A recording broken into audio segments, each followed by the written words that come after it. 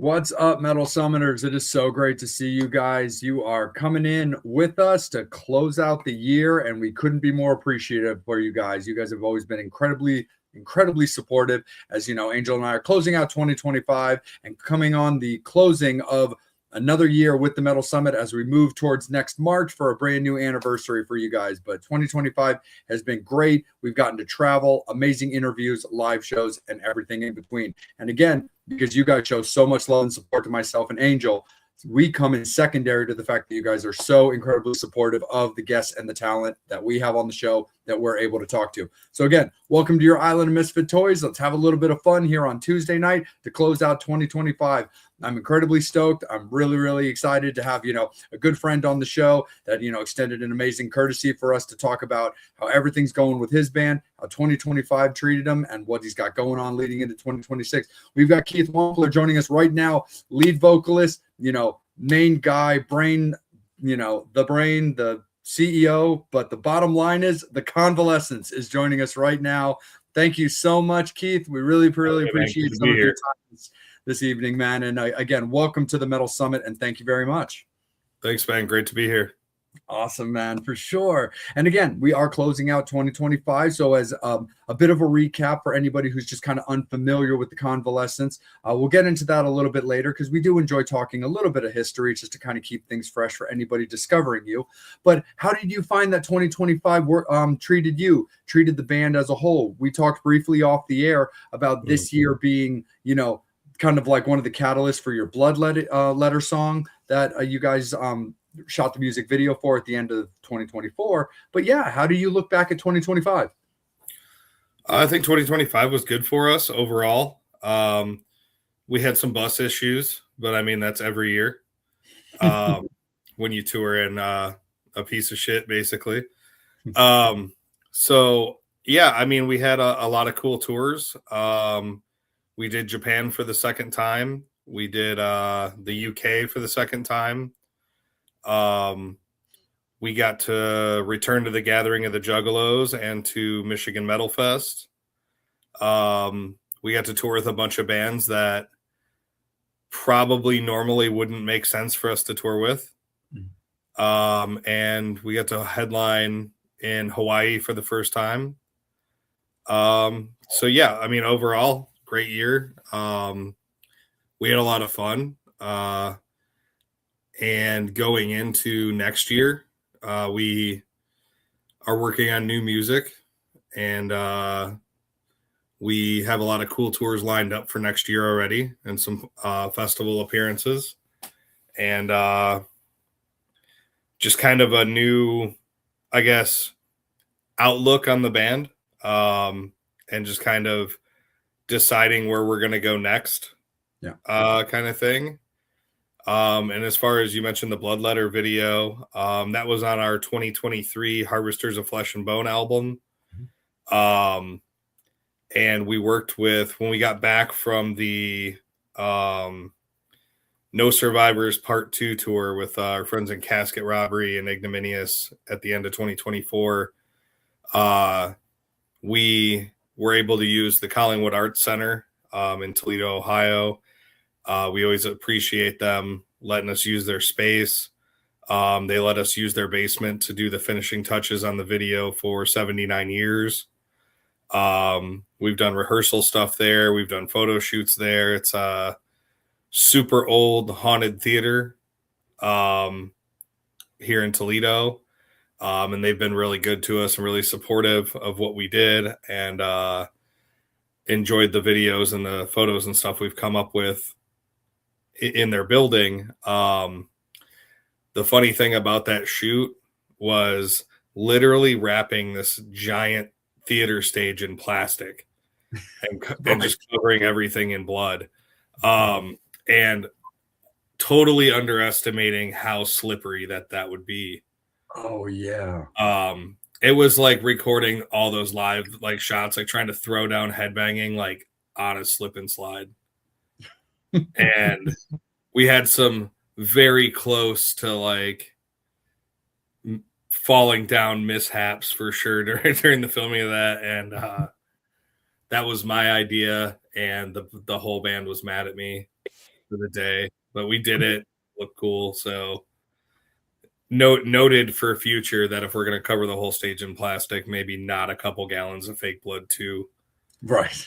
Might be a little bit better. Absolutely. Lucky that somebody didn't lose a limb with that machete you were wielding, man. Oh yeah. The fake machete.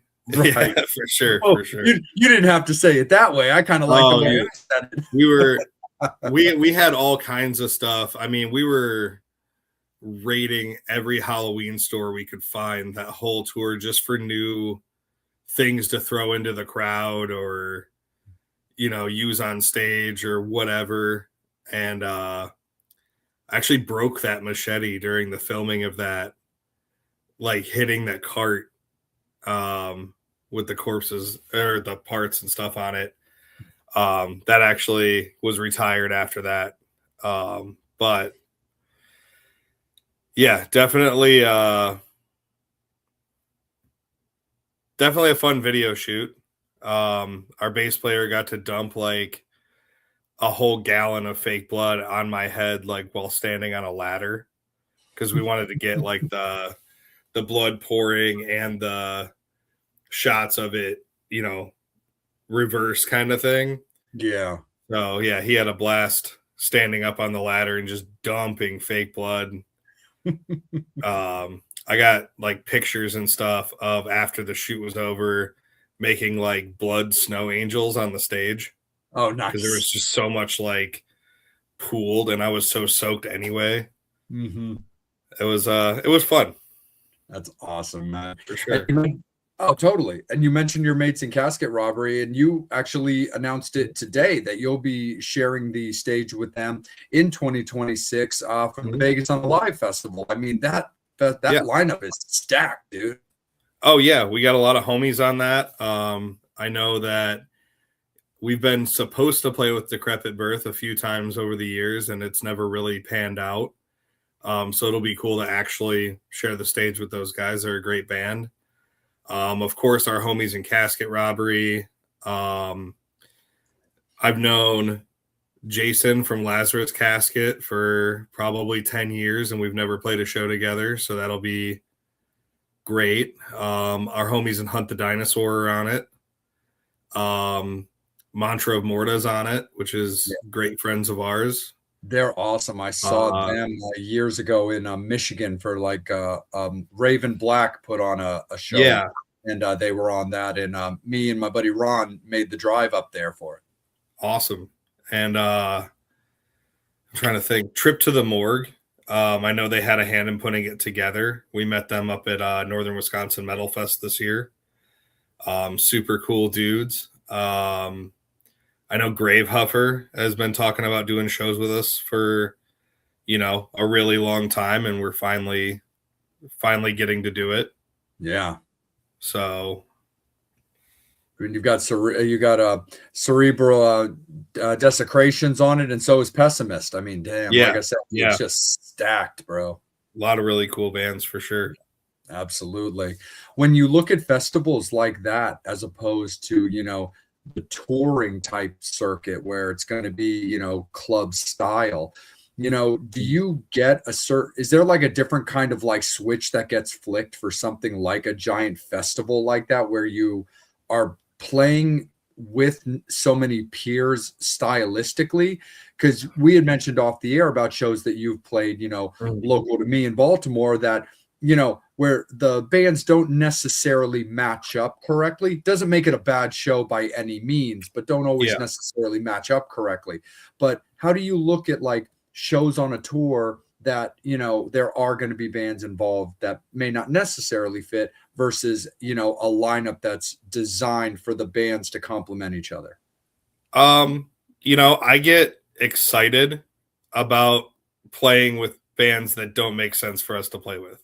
Nice. I get more stoked about that than I do, I think, about playing with just like straight up like death metal or deathcore bands. Not that I don't enjoy that. I'm a metalhead. That's the kind of stuff I listen to generally, for the most part, is heavy stuff. But I found that when you're doing the metal shows and there's 6-7 bands in a row, just kind of like check out my blast beats, that you kind of see the crowd by the fifth or sixth band just kind of going, this is a lot. Yeah. You know what I mean? And like, if it's somebody huge that like everybody's really pumped on, you'll see them not give a shit about the opening bands at all.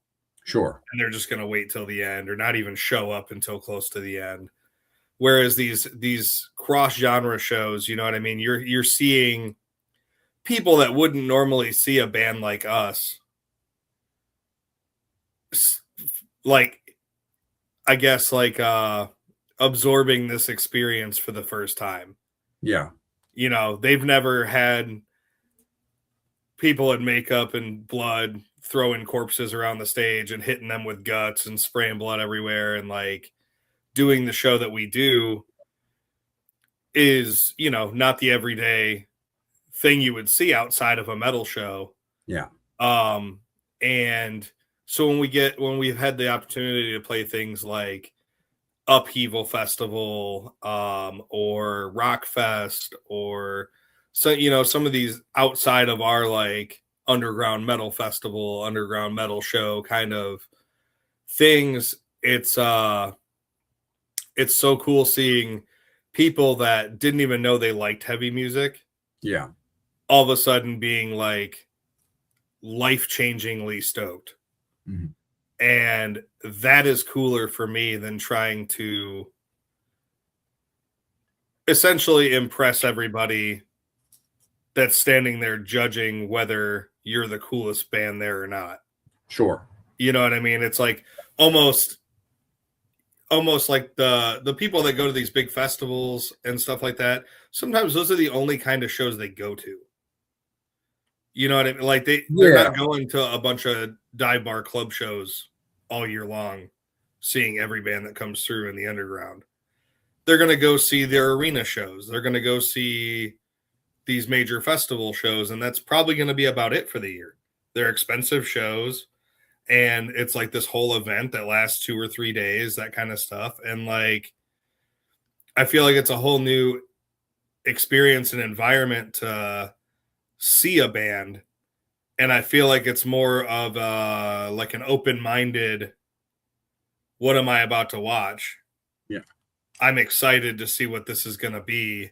And like a more like wholeheartedly, like, it's okay to be a fan of this band. Yeah. Or it's okay to be like somebody that's just losing their mind in the crowd. That's fine. Whereas I've noticed at a lot of metal shows, you almost have to be like too cool to do that. You know what I mean? Like, or like everybody kind of knows everybody. So it's like, oh, I'm not going to just like lose my shit windmilling, banging my head to the floor for this dude I've met like 30 times. You know what I mean? Just in passing or what, like, and it kind of, I feel like to a degree, like dulls the experience a little bit. Like the energy is just not the same. Yeah. So like, again, I love playing metal shows. I love playing for metal fans. There's few things in this world cooler than looking out and just seeing everyone in unison, just like banging their heads and like swinging guts around above their head. That's killer. Yeah. But seeing a whole festival like field of people doing it that you can tell on their faces that this is the craziest shit they've ever seen. They're never going to forget this ever, is also pretty up there, you know? Yeah. No, definitely, man, for sure. And before I kick it up to Angel and let him take it away for a little bit, final question from me in this segment for myself is I want to just take it back to Bloodletter for a moment because you worked with Ricky Myers on that. And I think that's just so super cool. And I would love to hear about, you know, how you guys, you know, crossed paths and ended up doing this song together. Actually, so I met Ricky in 2015. Oh, wow. When one of our first, in 2014 was our first like big national tour opening for like national acts. Like we had been a band for a few years. We were grinding really hard. We didn't really have the know-how at the time to like market ourselves properly. Nobody was really willing to like get behind the band. It was just kind of these weird dudes in like Party City paint. Because like the paint has even evolved quite a bit over the years, as well as like the show and everything. But at first it was cringy as fuck. Like, I'm not gonna lie, it was super cringe, you know. And the paint we used sucked. It would like glop off and just be all gross. We were just trying really hard. So our idea was, well, if we just go on tour and like don't come home, we just like keep booking while we're on the road and we just keep touring. Somebody has to notice eventually, right? Yeah. You know, like we're just going to keep playing shows. So we were like literally like, oh, dude's having a house party, we'll play. Oh, he'll give us $100, we'll play. This dive bar will give us, you know, $250, we'll be there. our homies are throwing a CD release. Yeah, put us on it, you know. And we would just tour and tour and tour and tour. And like, I think the 2014, we had spent like 287 days straight on the road. Wow. Just going and just like we would even like change members and stuff like mid tours. We would just like, oh, we only have one guitarist tonight because this guy quit, and then we'd like pick somebody else up in a different city and be like, this is our new guy, and just like keep going. And you know, so sometimes you'd see us and it sounded good. Sometimes you saw us and then not so much. And we were just out there like trying to get whatever attention we could on our band because we wanted to get to that next level. We wanted to be able to be more professional and stuff, but like nobody in this band ever came from having any money or anything. Yeah. We didn't have the resources to just like start out right. You know what I mean? We just had to like, we're playing shows and we're going to kind of learn as we go. And I mean, I would say that's kind of hindered us over the years a little bit, but I would like to think that we've moved past that. At least with the people that aren't just like set on not liking our band. Right. So, you know, aside from that, 2014, we got the opportunity to go on tour with his Blood Runs Black and Rings of Saturn. It ended up being his Blood Runs Black's like final tour ever. It was awesome. We learned so much on that tour. And when we got off that tour, we started getting more offers. Like they just kind of started coming in like quicker and quicker. And one of the next tours that we did was with Cryptopsy, Disgorge, Arma, and Surreption in 2015. It was Surreption's first time to the U.S. It was one of Arma's first times to the U.S. And Ricky Myers was actually drumming for Disgorge. Oh.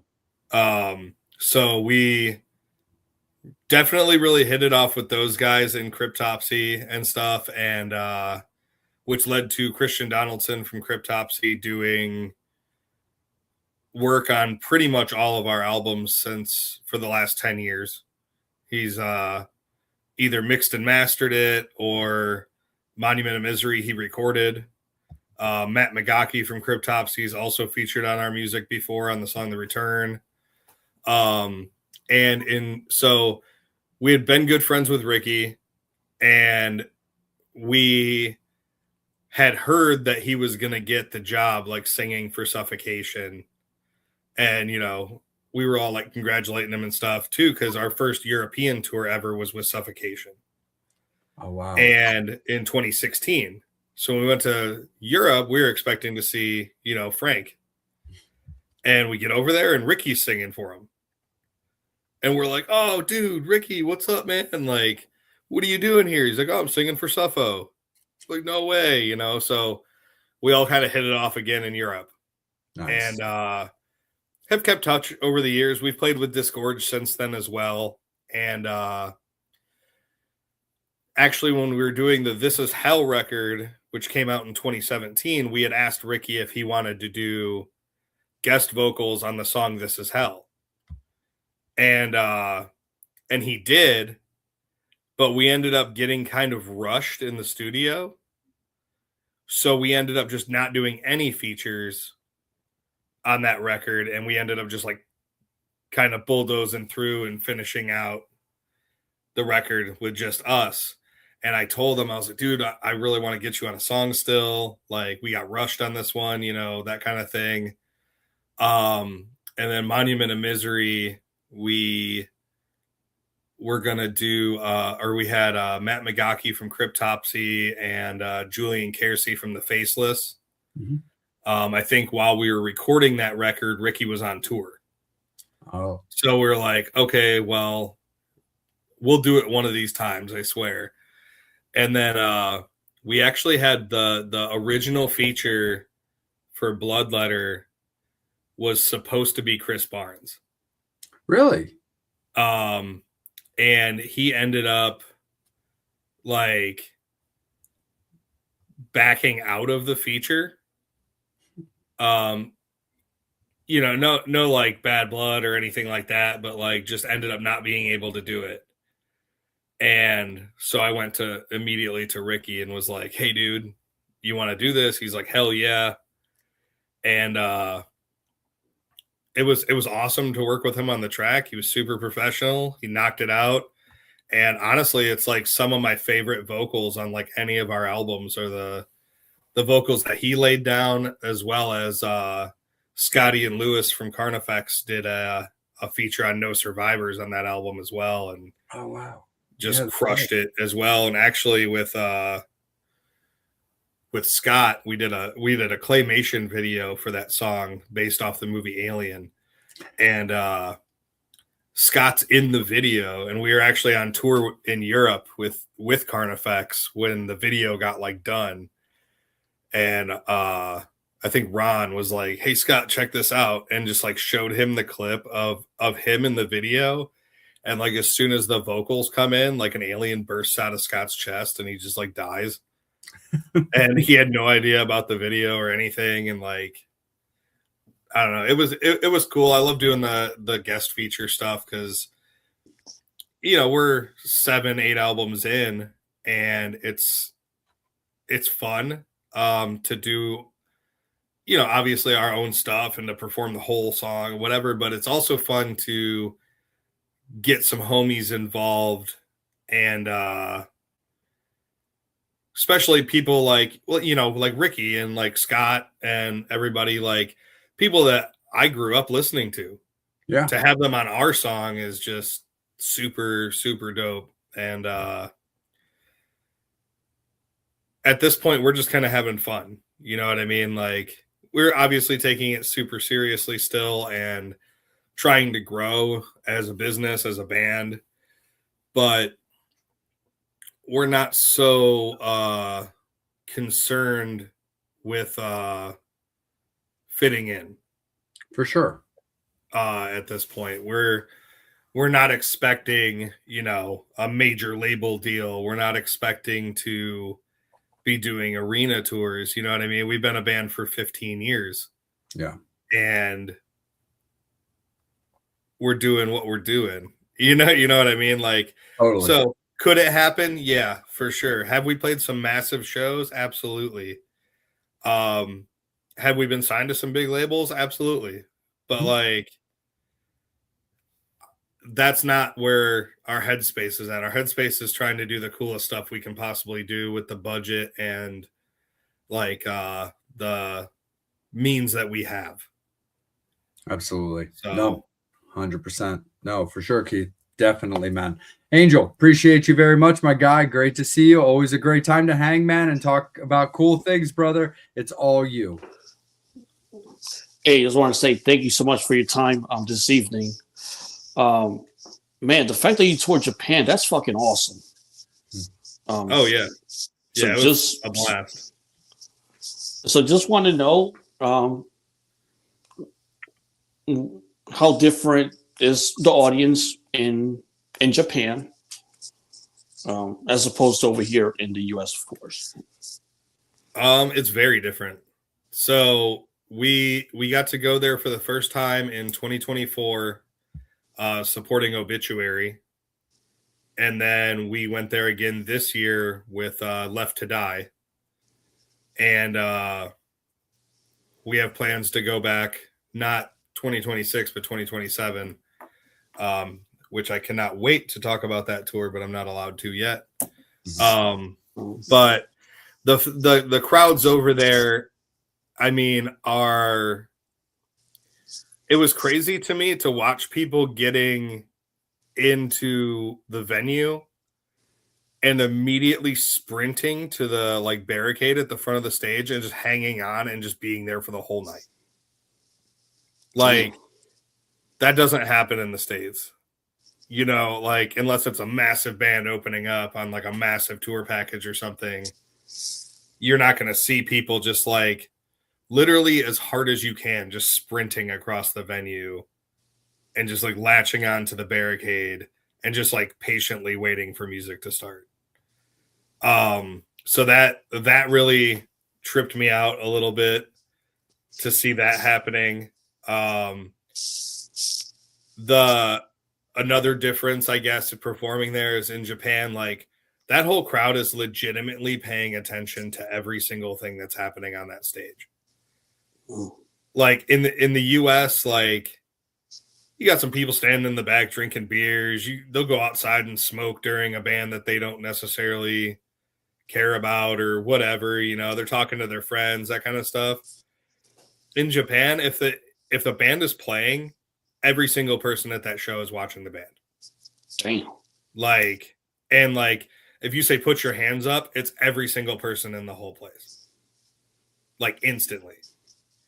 And the weirdest part is they don't super mosh a lot. Like, they will mosh, but it's like way more polite than the US about moshing. Like, they're not trying to just like wreck each other. Whereas in the US, you know, I've just seen people just like run up and punch somebody in the face.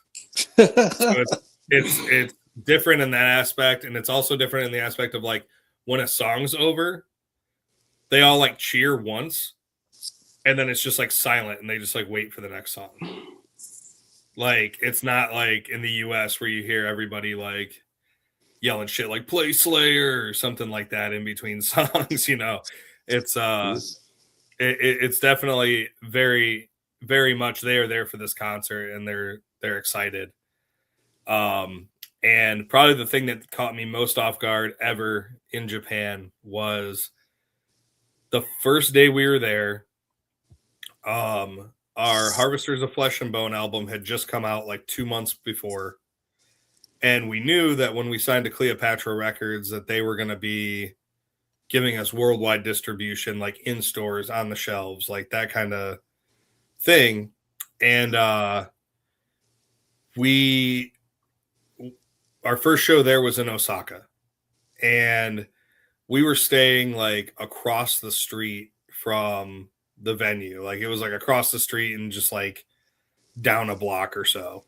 And so we leave our hotel, like just walking over to sound check kind of thing. And I hear like somebody yelling like, hey, hey, hey. And I turn around and it's this dude in like a Lorna Shore shirt and like a Suicide Silence hat or whatever. And he had one of our CDs, like a hard copy of our CD in his hand. And I was like thinking like, how the fuck did you get that? Like not realizing that, you know, obviously he bought it from a record store here. And that Cleopatra had actually, you know, knowing that we were going to Japan, had, you know, put the albums on shelves across Japan. And so I'm like, yeah, dude, I will sign that, of course. For sure, 100%. Like, you're the first person in this whole side of the world that I've ever seen even know who we were. And he recognized us, like, out of the paint, everything. And so I went over there and, you know, we all started signing his CD and taking a picture with him. By the time we were done taking a picture with that dude, there was literally 30, 40 people standing around us all wanting pictures and autographs. And I don't even think half of them knew who we were. They were just like, this is somebody, you know what I mean? Like, and no, it was cool. And we're all like in the elevator in the venue, like going up to sound check, like, dude, did that really just happen? Like, is that serious? Like, it was almost so crazy that like we thought people were like fucking with us somehow because that just like happened to us. You know what I mean? Like, so yeah, the crowds over there, phenomenal. We've never had a bad show in Japan. I can't wait to go back. Man, I'm silent, but I'm just kind of blown away just from what that experience must have been like, because it's something that would have happened 30 years ago when they had record stores. But it's just kind of good to hear that, like in Japan, people buy CDs, people actually go to record stores. That blew me away as well. And like the last like Tower Records is in Tokyo. Damn. And so the first time we were there, we're like, let's go to Tower Records. You know what I mean? Let's go buy our album. And we went there and we couldn't find our album. And we're like, dude, of all places, like it's literally on their website. Like they have to have it, you know?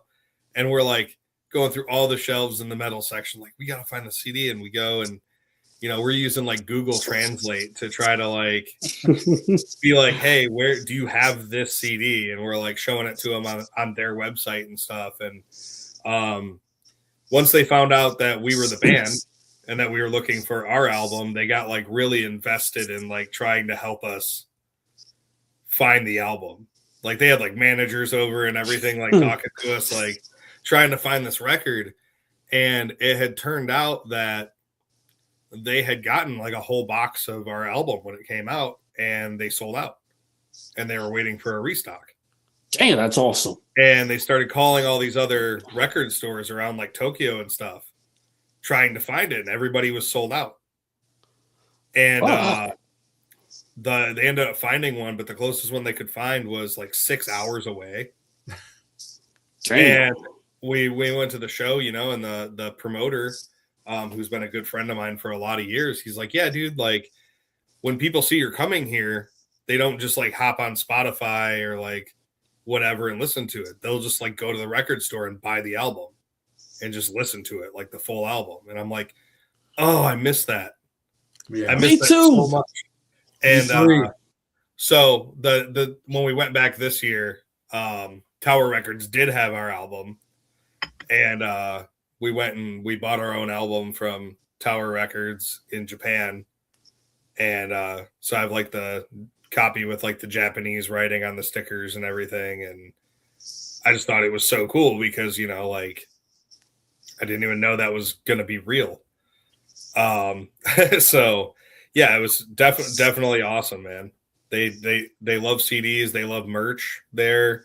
Every time we go there, we pretty much sell out of merch. And it's a lot of people coming up and buying like one of every single thing at the table. Wow. You know what I mean? They're like really big collectors of things there, which I remember being that way about bands here. And a lot of people being like that here when I first started playing music. But now it's kind of like people get more stoked when it's not a black t-shirt. You know what I mean? Like a black, like they'll buy the band shirts, obviously, but like if they see you got like shorts or like sweatpants or something, or like just something out of the ordinary, that's going to sell way better anymore. Because everybody's like, I don't know how many times a tour I hear, man, I got like 10,000 black band shirts, and they, you know, they don't feel the need to like collect them all, you know, that kind of thing. And a lot of people don't buy CDs here anymore. A lot of the cars don't even have like CD players. You know, and I hear all the time, I don't even have anything to play this on. You know, I think we sell more of them just so if somebody has something for us to sign. Yeah. Than people that are actually going to like listen to that record on, not necessarily listen to the record, but listen to the record on like a CD. Like sit in their house and like put a CD in, like, yeah. Because I mean, and I'm even guilty of it. You know, like I'll sit there and like, I have a movie, I have the physical copy of a movie, and I'll just watch it on a streaming platform. Yeah, because that doesn't involve like getting up and putting the disc in. You know what I mean? Like I'm that way too. That's how people are. I have 8 bookshelves of horror movies. But if the movie I want to watch is on Tubi, I can just click onto it. Right. And then it's playing. Yeah. Yeah. It's crazy. Man, we got a lot of fan questions, but I just want to follow up with this one. Yeah. We know back in the day, when you would get the US release, you had 12 songs. When you would do the Japanese release always had a couple of bonus tracks. Is that still the same with the releases in Japan, where you have to include bonus tracks? I know ours did not. I don't know how many bands really do that anymore. Because I bought some other albums while I was over there, you know, just to have like that version. Like I picked up like Death's Leprosy album because we were touring with Left to Die. Nice. And then I saw the album and I was like, oh, I have to get it. I bought like Obituary's Cause of Death. I bought Carnifex's Necromantium because it had just come out when we were over there. And I don't think any of those had like bonus tracks on them, but I do know what you're talking about for sure. I did get like an Iron Maiden. Iron Maiden's my favorite band.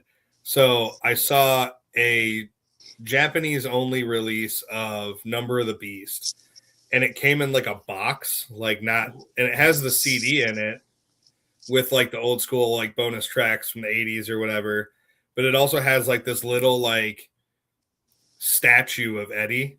Oh wow. That like came in the box with it. So yeah, so they had a lot of cool stuff like that I hadn't really seen over here, but I guess it just depends on the band and probably even more so the budget. Right. You know, it's recording's expensive. So if people don't realize that an album, that's all of it right there. You know, we didn't spend the money to record something and then just sit on it necessarily. Right. Yeah, but back in those days, we would go to Virgin Records and spend like $30 on a Japanese release for the extra 2 songs that they had on it, just to say, "Hey, I got the Japanese release." Right. Yeah, it's definitely always cool to have that kind of stuff. And every time we go to Tokyo, it's like Tower Records is immediately somewhere we go because they got so much stuff that we don't have here. But then we also got to think like, how much of a pain is this going to be to bring back to the States without like, you know, the baggage handlers like elbow dropping this or something, you know, like because we've had several times when we've flown either our personal baggage or like our gear just getting like, it looks like it was in a fight. Oh, kind of stuff. So like, it's, you don't want to bring back vinyls necessarily. Like that would be really difficult, but like CDs, sometimes you can kind of like pad them in or whatever.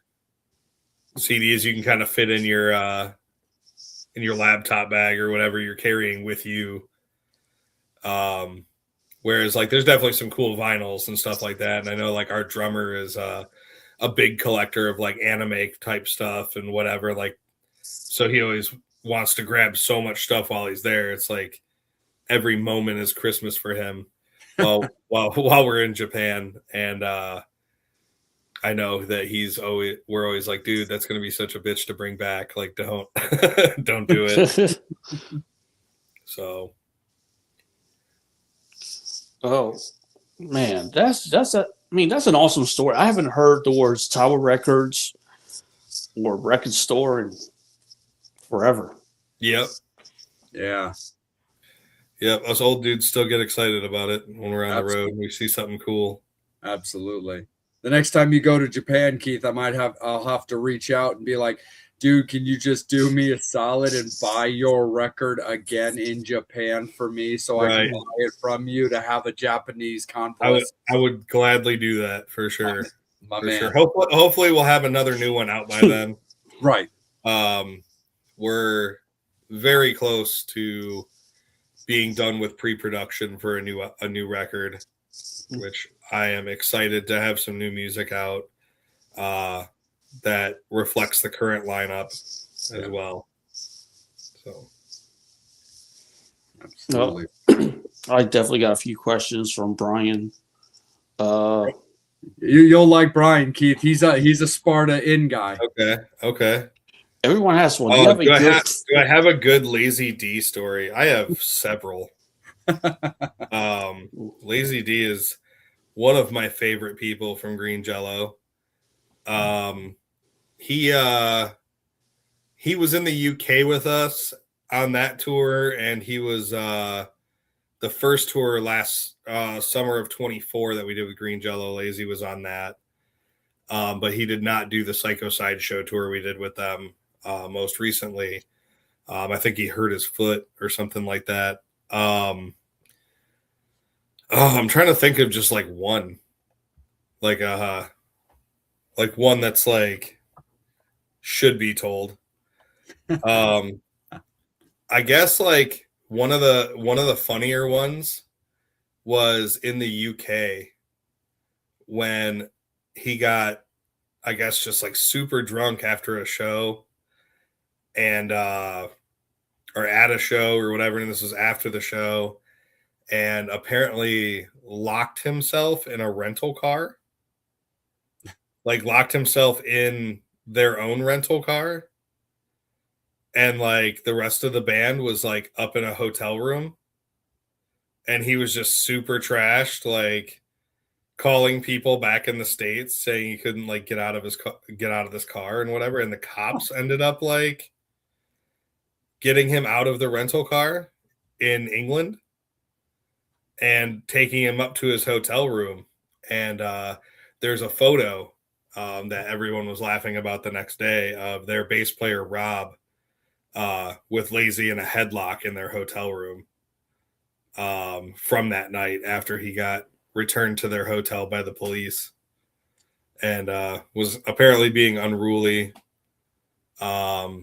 He had another good one. We played Pale Fest in Chillicothe, Ohio together at the end of 2024, thrown by a good homie, AJ Good of the House of Masks. I don't know if you guys are familiar with the House of Masks. I am. On YouTube, but it's their festival, and they booked us and Green Jello to perform at their festival. And the night before, they had a battle of the bands. And the winner of the Battle of the Bands was going to get to play with us, Green Jello, and Tala. And there ended up actually also being a surprise performance, like a secret pop-up performance by Swollen Teeth at that show.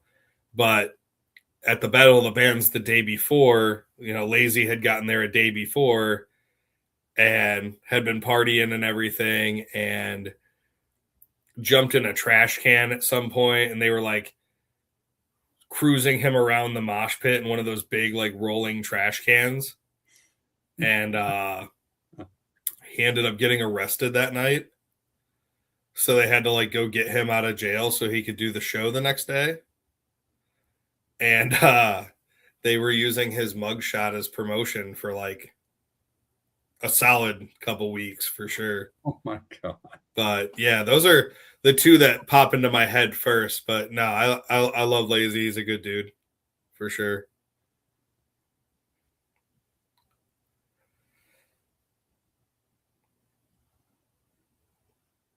I think you're on mute. You're on mute, Angel. Oh, sorry. How did you wind up touring with Green Jello? It makes zero sense, but it works. It does work. So I met Bill for the first time in 2009.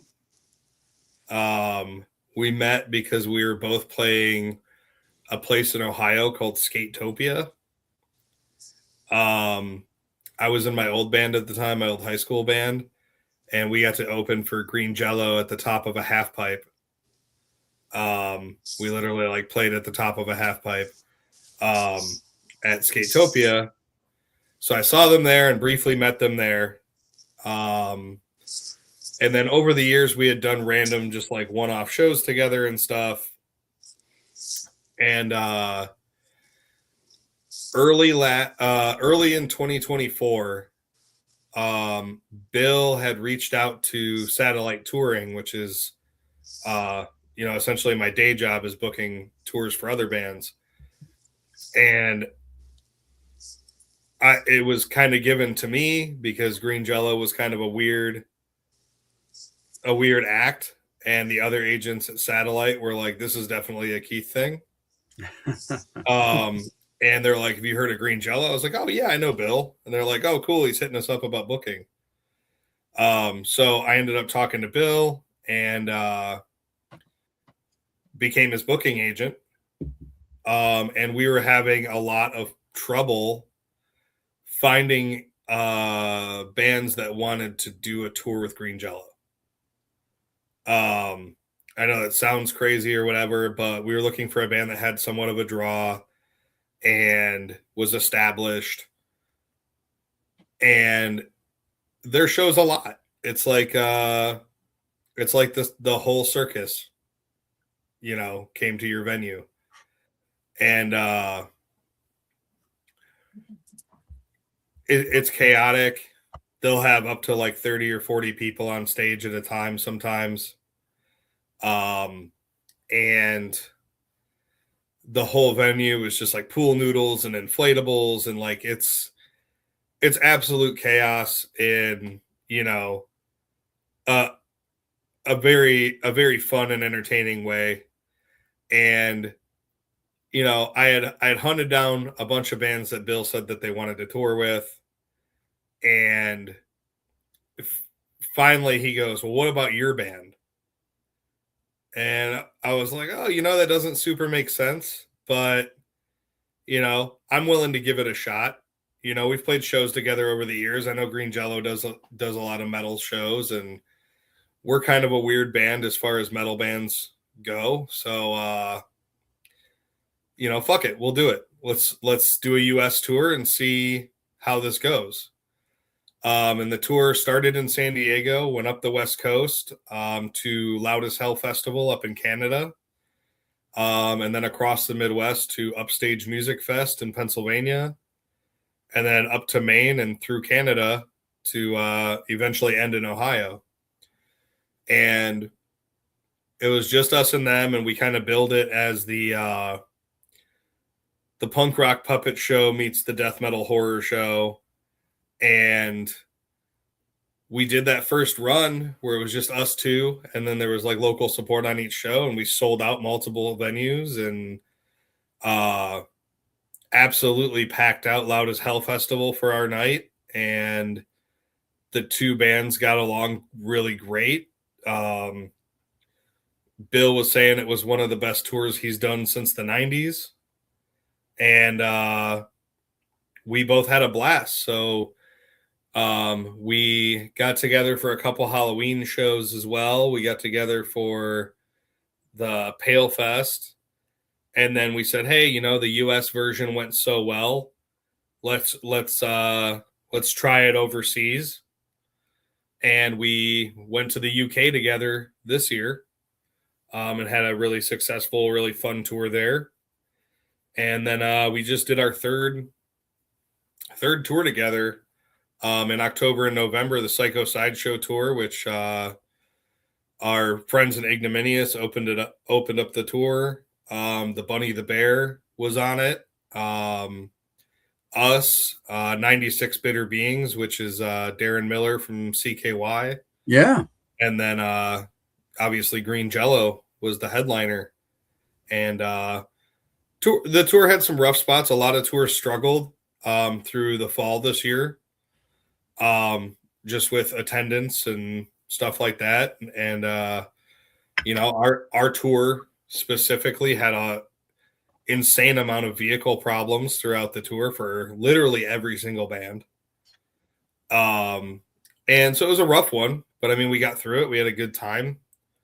Like I said, we always have a blast with Green Jello and everything. So yeah, it was one of those things that it was like a weird experiment that turned out really, really good. So we did it a few more times.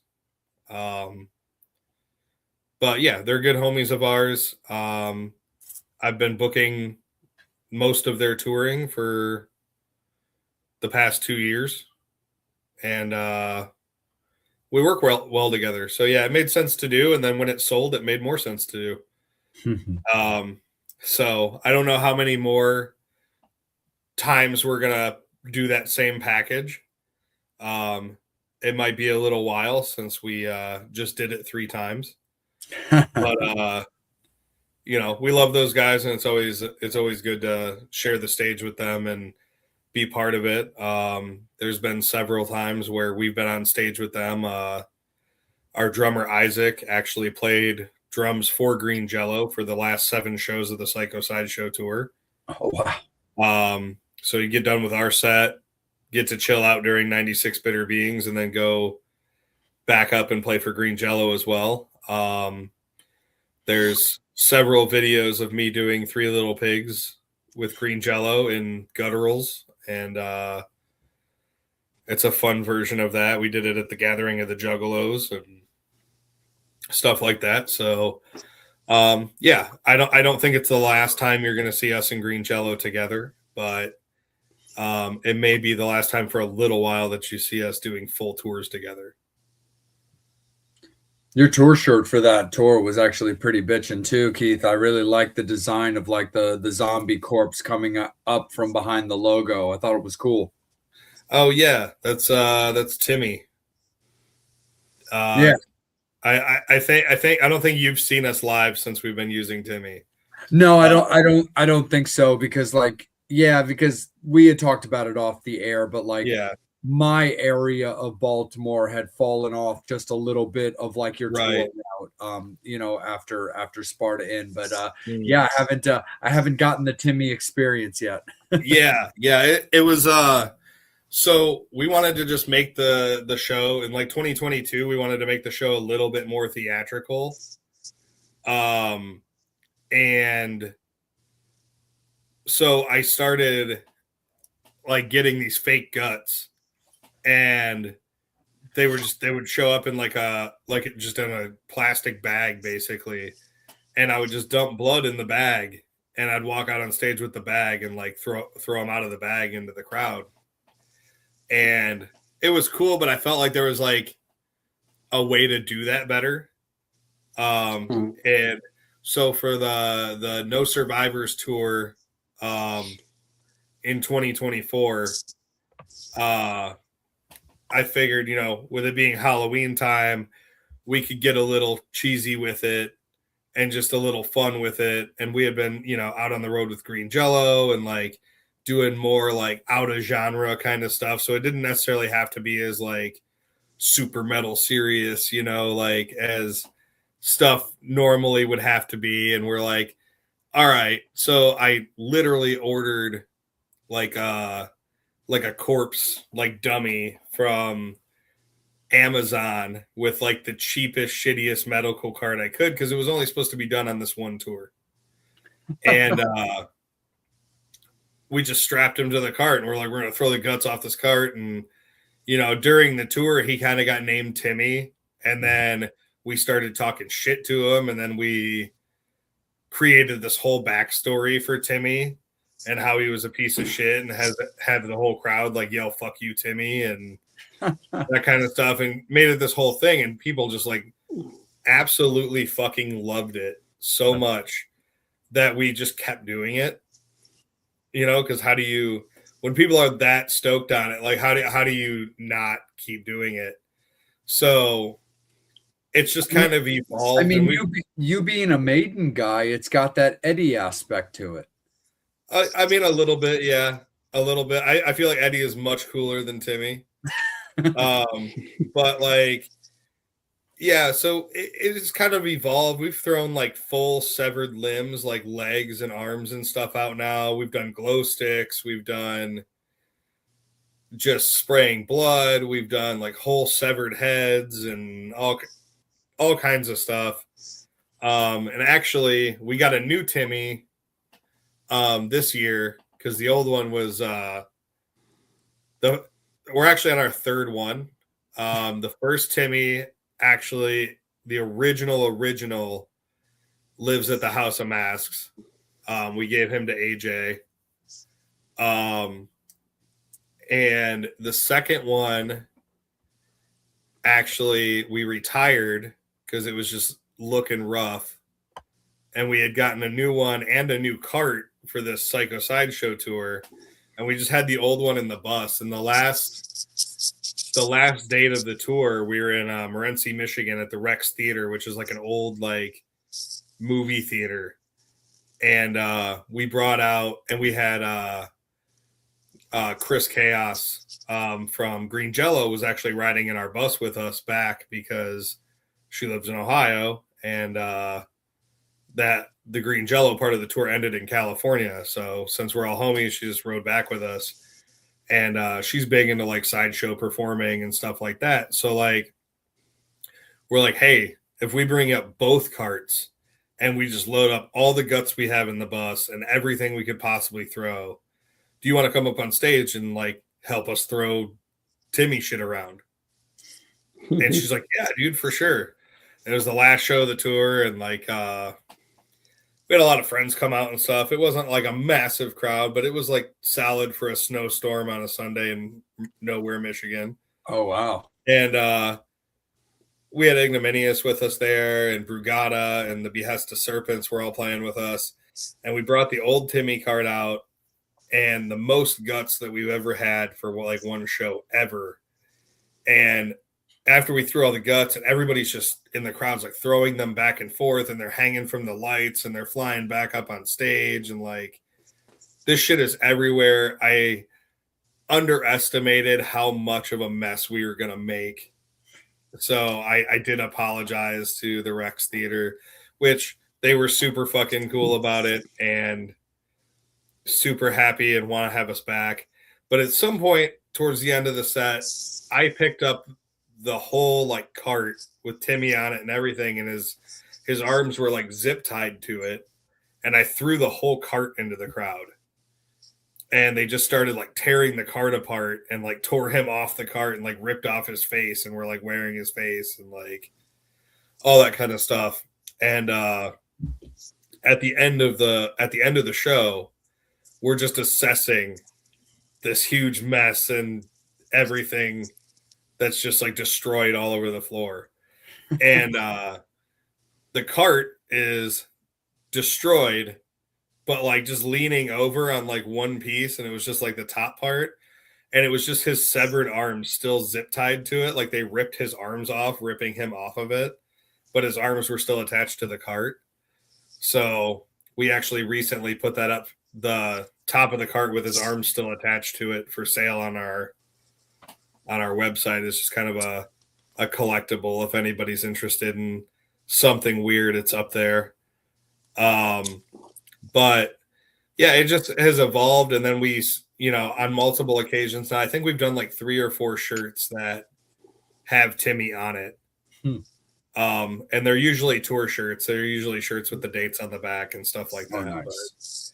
But, yeah, he's a hit. So for 2026, we're going to have a bit of an updated one that's maybe a little bit less corny and cringy, and trying to upgrade just a little bit, No, for sure. But the other thing that I liked about the shirt, but also like, because like I'll follow you guys, because you're my mate, dude, and like, so I'll follow like Convalescent videos on like YouTube and stuff when you're not playing in the area and stuff. I'm a huge Return of the Living Dead fan, And Timmy gives me those vibes of like the zombie girl that's strapped to the hood of the car in Return. Oh yeah. So it gives me that type of feel. You know what I mean? Yeah, he's been a hit, and we love to hate him, basically. But yeah, I mean, like literally, like as soon as we start setting up, we hear people yelling "fuck you, Timmy" from the crowd, like almost every show, damn near. We even threw Timmy's guts out in like Japan and the UK and stuff. That sounds like a Convalescence T-shirt right there with Timmy on the front and "fuck you, Timmy" on the back, just like fucking filthy fucking metal. Yeah. We recently upgraded the design for the filthy fucking metal shirts too. I saw it on your website. Yeah. We had a new one that we just did for the last tour. Yeah, you got the original one. That one, definitely a hit. Probably our most popular shirt we've ever put out. By like a long shot. Like that's a shirt that we know that we can print every single tour, regardless of who we're going out with or like what the album is or like any of that. And we know that people are going to buy that shirt for sure. So hell yeah. And before I kick it back up to Angel, Keith, a quick one since we're talking about T-shirts. Is this version retired because of the new style updated version? You know what I mean? Like if it's not, it's all good. You got me kind of thinking because I had seen the 2.0. Right. We still have a handful of the originals available on the site. Like classic Pentagram. Yeah, like the classic ones. But I think we're shifting to the new one, at least for now. But that doesn't mean that the classic one will never come back necessarily. Yeah.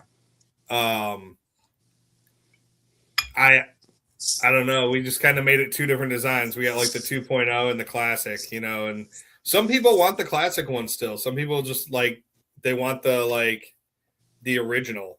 But the new one's going over pretty well. I think as long as it says filthy fucking metal on it, I think it's a win.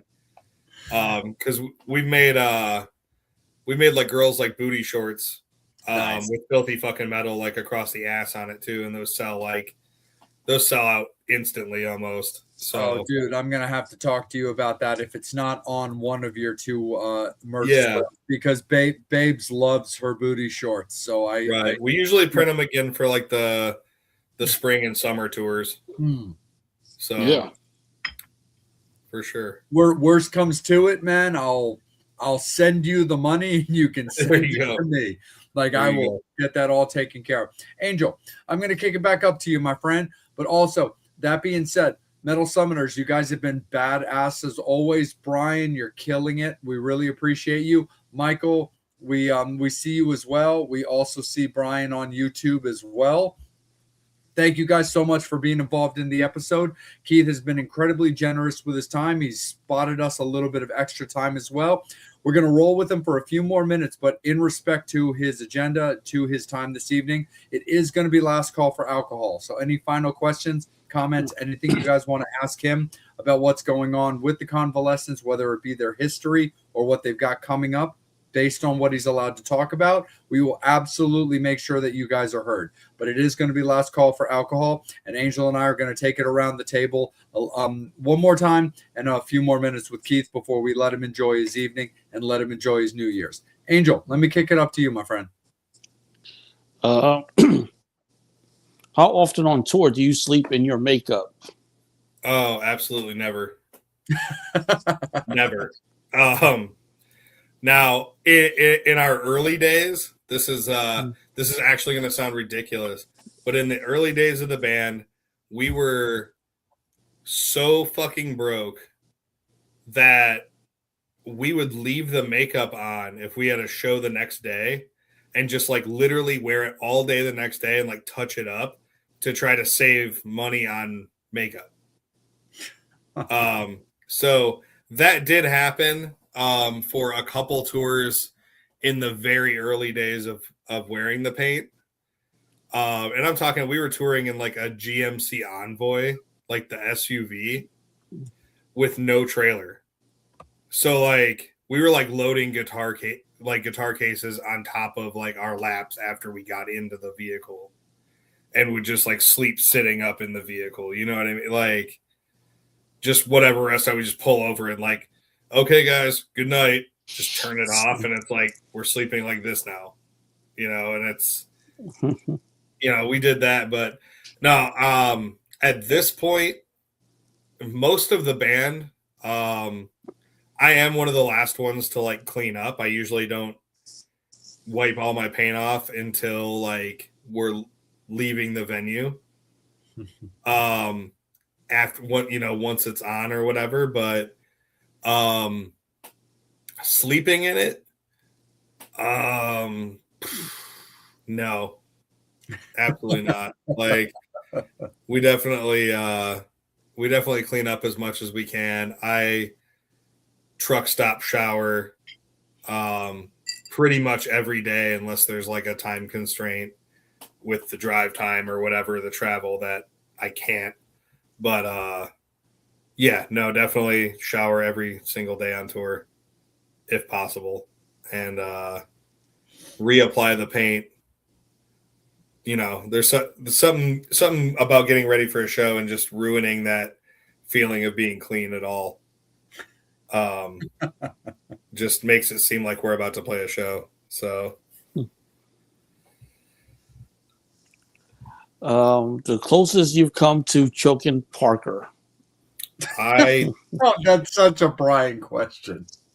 I don't know who Parker is. Who is Parker? Me neither.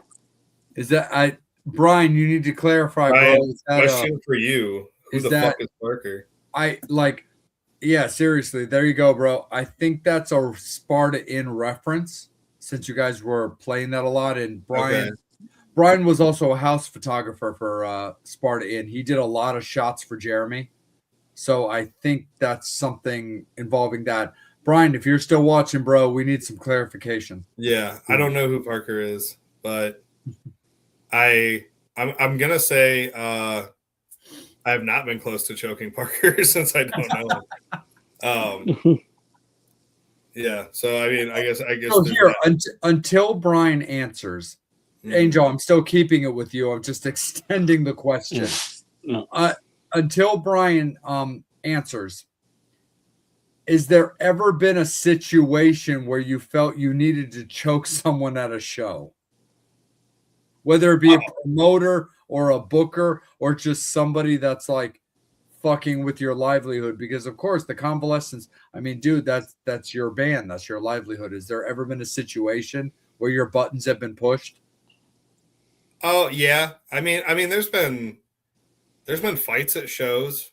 There's been, you know, definitely times where the promoters like tried to rip us off. There's definitely been points of I mean, even within our own band over the years, you know what I mean? You live in a metal tube with a bunch of people for extended periods of time in, you know, an uncomfortable manner. Sometimes, you know, people get sick of each other's faces a little bit. Sure. You know, so I'm not thinking of like a specific occasion or anything, but totally. Yeah, there's definitely been some hectic issues on different stuff over the years. But you know, nothing that's like out of like I'm gonna kill you or something like that. You know what I mean? Like totally. Nothing like that. And honestly, you know, I don't think that I've gotten to that point of even being that mad in many, many, many years. So it's I don't know, stuff's just not worth it.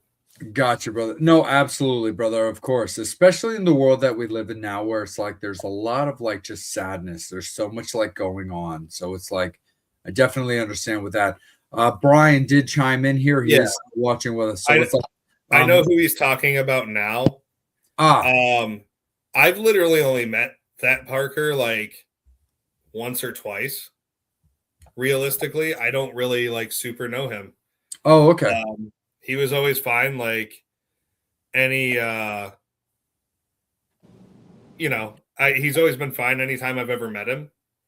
I think the last time I've seen or talked to him was probably that night at Sparta when he was there. I totally forgot about him. No beef with that guy at all. No issues on my end. Cool. No, definitely, brother, for sure, man.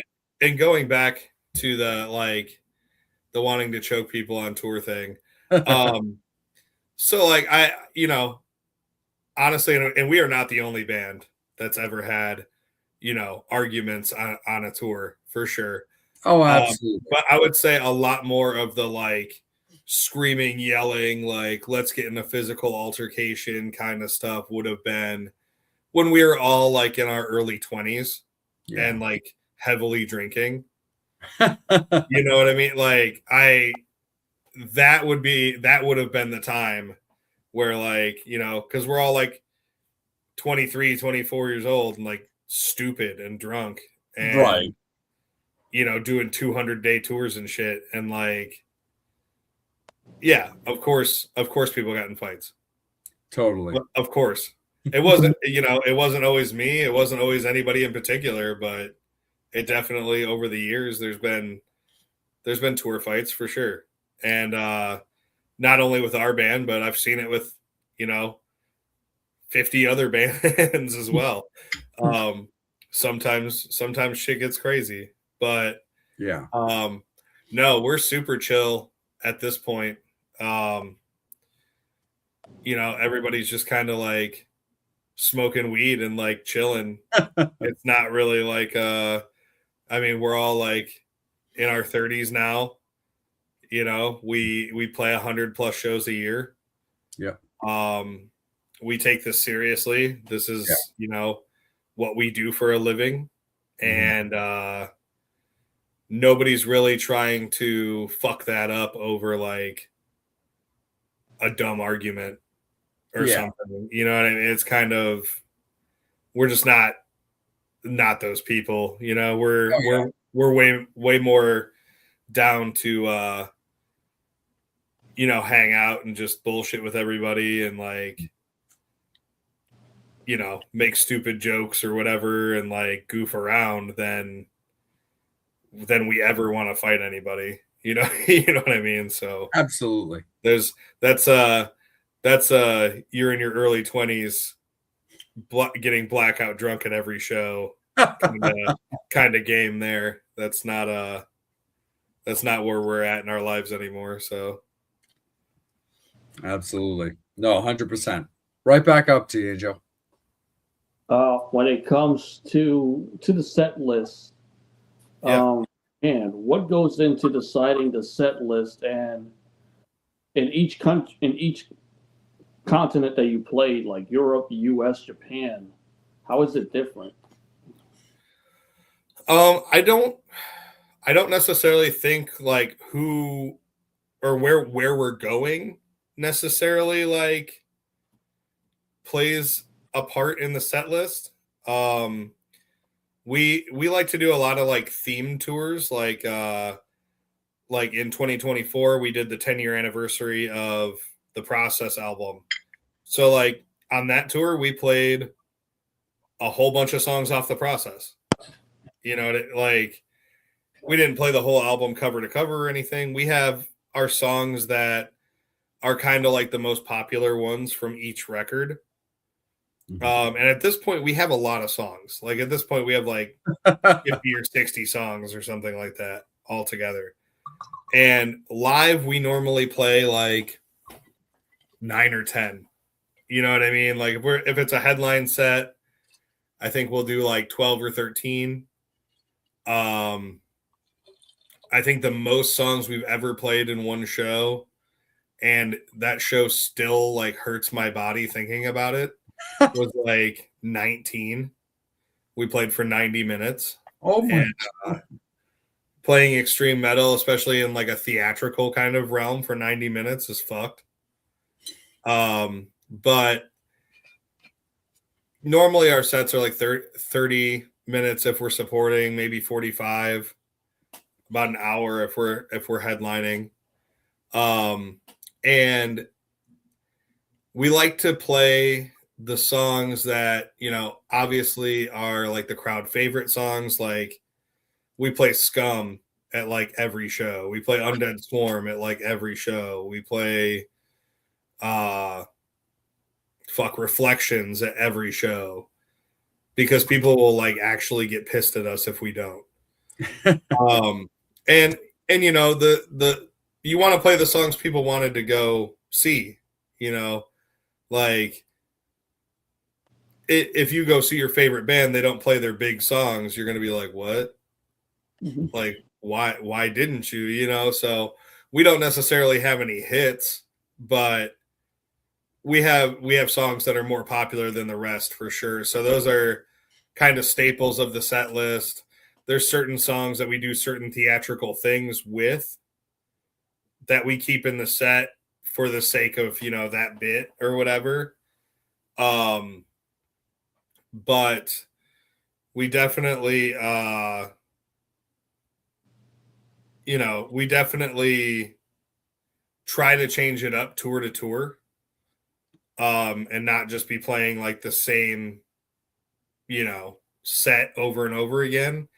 And we always do make sure that if we're hitting a lot of the same cities, on like from one tour to the next, that we're going to change up the set list. That way they're not getting the same show the next time we come back. We do the same thing with like our merch table. You know, if we're going back to a bunch of the same places, we'll change up a bunch of the merch designs.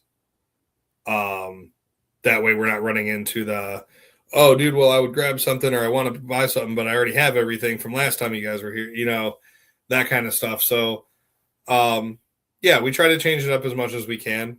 The one time that we did the super long, like 19 song set was, which for us is like almost playing 2 full albums. No, I never, when I was 19, I never watched Paul McCartney play for 4 hours. Absolutely not. I don't honestly want to hear that for 4 minutes. But we did it was kind of a unique show. We did, it's called a Land of Illusion Adventure Park, and it's like a theme park in Middleton, Ohio. And during the fall time, when like the main like water park section of it and like all that is closed because of the weather, they transform the whole other side of the park into like, I think it's like 7 haunted houses. And the night that they were going to open all 7 haunted houses to the public, like the opening night of it, they have this massive stage right in the middle of the theme park. And they booked us to play a 90-minute set, like full theatrical, whatever we wanted to do. Wow. Just like full headline set, full production,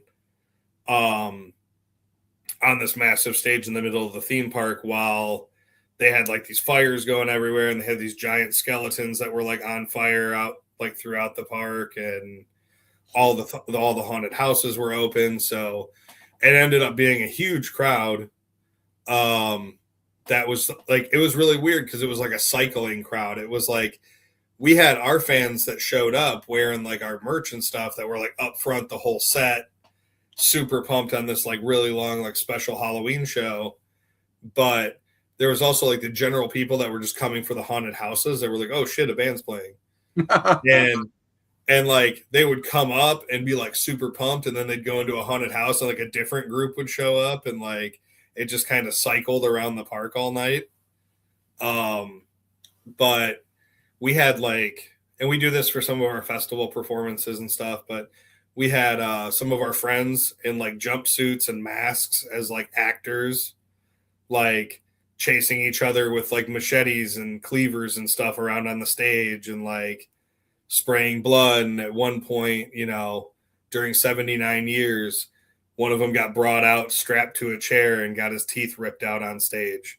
Oh, wow. And like, we were throwing guts, and we threw glow sticks, and we threw candy, and we threw, you know, they were running around on the stage with like those plastic like jack-o'-lantern like candy buckets, just like tossing candy at the crowd because it was Halloween. And like, it was a really, really fun show, but that kicked my ass, man, to do like the full production, full actors, and like everything that went into that. Like there was like costume changes and like just all kinds of stuff that we had never really been able to do to the level that we did it prior to that, because of either time restrictions with a show or like the space at a venue to be able to do our full show, and stuff like that. So it was really awesome on like an artist level to be able to play everything we wanted to play and then some, and to be able to have such a free reign with the production, a little bit more, you know, they paid us well. We had more money to work with to like make this specific show really awesome. And the only thing that kind of put like a damper on that show at all is that it rained the whole time. It was an outdoor show and it just downpoured like the whole time. And credit, you know, and props to all the people that came out still and like got soaked and like toughed it out. You know what I mean? But it was like, it was October. It was a cold ass rain like all day, you know. So it was a very, very fun show though. I'm glad we got as many pictures and stuff as we did of that show. Oh, hell yeah. But I would like to do that more. Maybe not for 90 minutes, but the production and theatrical aspect of it was a lot of fun. Absolutely, brother, for sure. Like a final little segment for you is I did want to ask you, like, one of the things I thought was like super cool, and I always love to kind of like look back as well as like looking to current. I want to take you back to Poison Words because you mentioned Reflections.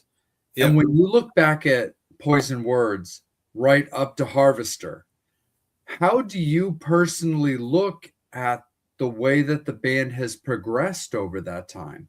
Because again, you know, Poison Words, This Is Hell was already out, was like basically This Is Hell was my introduction to the band because that's when you kind of right. came through my area. And then right up to Harvester, where, you know, of course, I've been following, you know, everything that you guys have released. Right. But when you personally look at how you started up to where you are now with the released music, and we're super stoked for the new album, I would love to hear how you personally feel about the way the band has progressed. Honestly, man, like, you know, going back, I mean, we had a couple EPs when we first started in 2011 and 2012 with Memories and with Unmasking the Betrayer. Oh, Betrayer, yeah. Those two EPs, I don't really feel like they're even the Convalescence. You know what I mean? Like, I feel like that was a totally different band at like mindset, look, just everything to do with it, you know, like, I almost feel like it should be like those two EPs should be like under a different band name. Okay. Like altogether, you know, that's why we don't like ignore that they exist, but we don't play anything off those records. We don't do like anniversary tour type stuff for those records. Yeah, because that's kind of the big thing now. It's like 10 years, 15 years. And we don't, they never got like a true like digital release. I think you can only listen to them on like YouTube. And like they were good for like the learning experience. They were good for, at the time, having like a demo out. Like we were basically a local band, you know what I mean, that did like the occasional, like we went and did a 1 week tour, we're kicking ass, you know, like that time period. And I just think that, you know, it doesn't really reflect what the Convalescence became. Yeah. You know, I feel like, yes, we've been around since 2011. Yes, those albums exist. However, I think the first true The Convalescence record was probably The Process. Okay. In 2014. That's when we started full on wearing the paint. And really like this was going to be the image of moving forward. It's when we added Katie to the band originally. Sure. We were like a full 6-piece band for that time period. We started touring a lot, like heavily. Like we had toured before, but this was like really stepping up, like how much we were going to be on the road and how serious and dedicated to this we were going to be. We also, that was the first album we worked with John Burke from he was in the band Forever in Terror. I don't know if you remember them from like they were on Metal Blade back in like Metal Blade. Yes. Yeah. And we were being managed by the singer of Forever in Terror, Chris Bianchi, at the time, which is how we ended up working with John. And we went out to Vibe Studios in Cleveland, and that was the first time that we ever had somebody like help produce our music and like actually have an opinion and like ideas of like, this is how we're going to make it better. Cause you know, the Memories EP, we recorded ourselves in a bedroom. Yeah. Like literally on like Fruity Loops, dude. Like, and Unmasking the Betrayer, we went to a studio and it was a very nice studio in Michigan, but the guy that was assigned, I guess, to like produce, our record didn't listen to metal at all. You know, he just kind of was like, you know, I went into, he's like, what do you guys tune to? And we're like, drop A. And he goes, why? Like, what the fuck? And in addition to that, you know, I went into the booth and he's like, all right, do your first line of vocals. And I, you know, did the first line of just like gutturals. And he goes, so that's what we're doing? Like that? And I was like, yeah, I think it sounds good. And he's like, all right, I guess, you know, and like just totally whatever. And then he like asked us, he's like, what albums should this like sound like as far as like me mixing and mastering this record?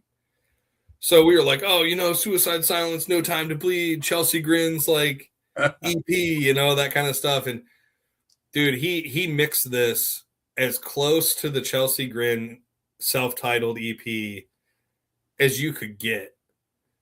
And I just was like, man, I just feel like this was not the right move. You know what it like? Yeah. I don't hate it, but it was just like, it felt like almost like a knockoff of like an album that I already liked. Sure. If that makes sense. So I wasn't super pumped about it. Mm-hmm. Whereas The Process, we really got to do us, you know, and John kind of brought that out of us. We got to do some more like clean vocal choruses, which was cool. Some of the like electronic stuff, we had never worked with a keyboardist before. So like adding Katie and her writing like for the first time over like deathcore music was, you know, that was new for her. And there was just a lot of creativity going on with the Process record. And we started touring super heavily off that. We released it on Ferocious Records, which Teddy from the band Psychosis had gotten assigned to Ferocious. So shout out to him for getting us our first like record deal, like our first real deal. And they put the record out. We toured very extensively on it, started getting some decent tours. In 2016, we had recorded Poison Words, which I feel like was the closest to like a new metal sounding record that we ever got. There was a lot of like groove stuff. There was a lot of electronics. There was a lot of just like stuff that we hadn't done before. John had a lot of ideas for that one that from working with us on the first one that we kind of implemented. Chris Donaldson from Cryptopsy mixed and mastered that one, which was also new for that one. I didn't even know that he was doing mixing stuff. Yeah, that was we had met him in 2015 on that tour with Cryptopsy, and then he did the Poison Words record. But John had we did some outside the box kind of stuff for that record that I think turned out really cool, and it's honestly probably my favorite record of ours, like just strictly musically, just because of how like kind of weird it is. And that one specifically, the song Reflections, really launched us like forward. And we really started gaining some traction. We got signed to the album was supposed to come out on Standby Records. Oh, really? And Standby had decided after signing us that they were going to rebrand their label and that we no longer fit what the label was like looking for. Of course. So they didn't even listen to the masters that we sent them. They just like basically had told us they were either going to shelf us and we were just like fucked, or they could basically tear up the agreement and we could walk. And so we were like, all right, let's walk. Obviously, because they were gearing towards like pop punk kind of stuff. You know what I mean? They wanted nothing to do with anything that sounded or looked like us on their label. So we recorded the album to be released on their record or on their label. And we got dropped before the album was even done due to a rebrand. And we ended up signing with 313 Entertainment Group, which was part of E1 Music, and releasing it through them. And we did a whole bunch of touring on that album. We got to open for Disturbed. We got to open for Slipknot. We got to open for a bunch of huge bands. We did South by Southwest. We went to Europe. And we were doing quite well, but we were ready to move on from 313. We were ready to write a new record. So we wrote This Is Hell. Mm-hmm. Kind of the same formula as Poison Words. But where we went with John Burke and then we had Chris Donaldson do the mixing and mastering on it. And we ended up getting kind of rushed out of the studio early for that one. Not that we didn't like finish the record or whatever, but for sure. We got the offer to go out on a tour on the first tour we did with OTEP. Yeah. And we didn't want to like turn the tour down. So we ended up having like a week less to finish recording the album than what we were supposed to. So we kind of rushed through it. That's why we didn't end up with any guest features, like I was talking about earlier on This Is Hell. And we sent it around to labels to try to get a deal, and went immediately on the road. And we got a record deal through Unique Leader Records to pick us up for that album, and they actually made us go back into the studio because the song Scum originally actually had Katie singing on the chorus. Oh, okay. Like there was like clean vocals from Katie on the chorus of Scum, and they were like, this is our single, but we got to get rid of the clean vocals. Because Unique Leader was very much like, we're a tech death label. Yeah. And they didn't want to pick up a deathcore band that wore corpse paint and have like the first single they dropped have like clean vocals on top of it. Yeah. So, I get you. I see where you're coming from there. So they ended up going basically, we'll put this out. This is going to be the single and everything, but you're going to go back into the studio and change that song. So there is a version that I think only we have that has her singing on it. Oh, wow. But the version that actually ended up coming out was the redone version of that song. And we toured like crazy on This Is Hell. 2019, yep. We made the move to go to Canada and record Monument of Misery with Chris Donaldson, like in person. And Matt McGockey from Cryptopsy came to the studio and did his guest vocals. We actually traded. I did one of the episodes of Vox and Hops, his podcast, with him. And he did guest vocals on our album with us. And then we had Julian from The Faceless on that record as well. And we just kind of buried ourselves up in Montreal recording that record. It was a great, really fun experience. And that is so far, I believe, like our most successful record. In terms of like streaming, video views, sales, charting, stuff like that. And we actually recorded Harvesters of Flesh and Bone all the way back in 2021. It was when we got off tour at the end of 2019, we were super burnout. Yeah.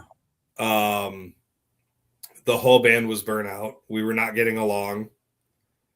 We had all been on the road far too much and had far too much going on in our personal lives.